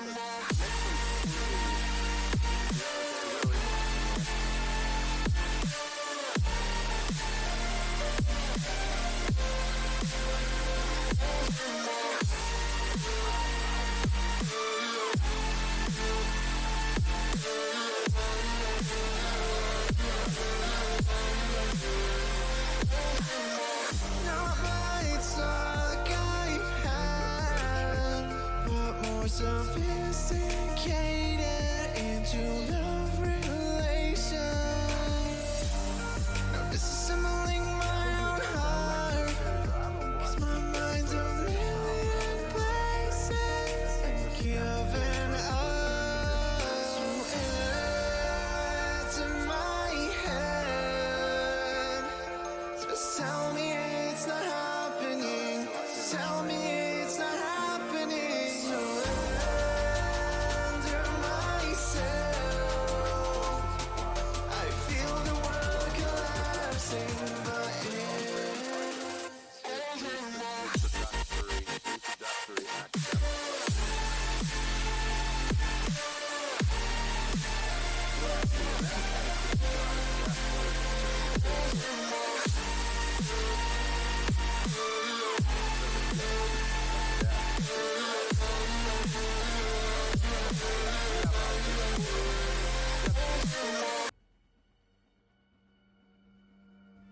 Dude, I have them. I can send you some YouTube links. You got Discord?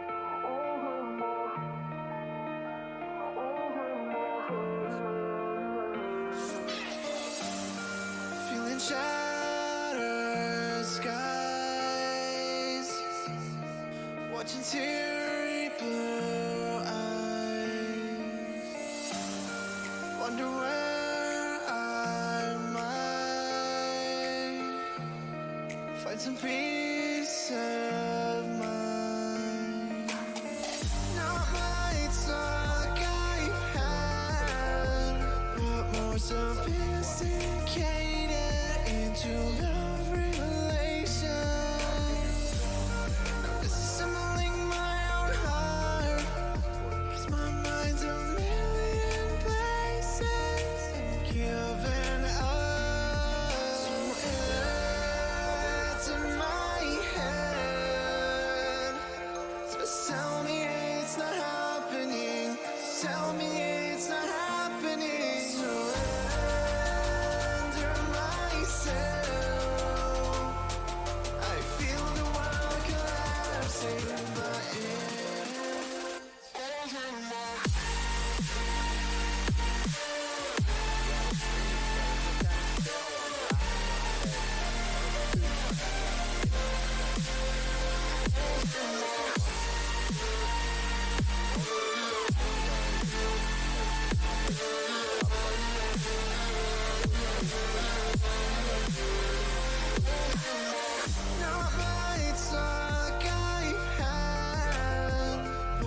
more sophisticated into love relations.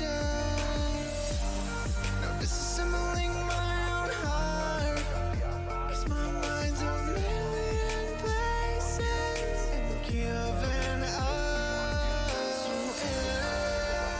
it's in my head. Just tell me it's not happening. Tell me it's not happening. Surrender myself. I feel the world collapsing, but If you don't want to commit to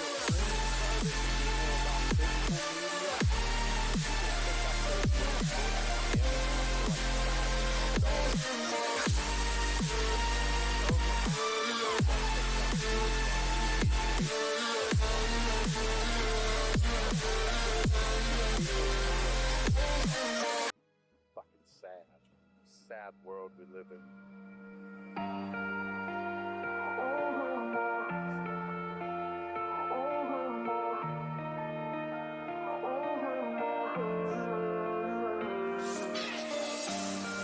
feeling shattered skies, watching tears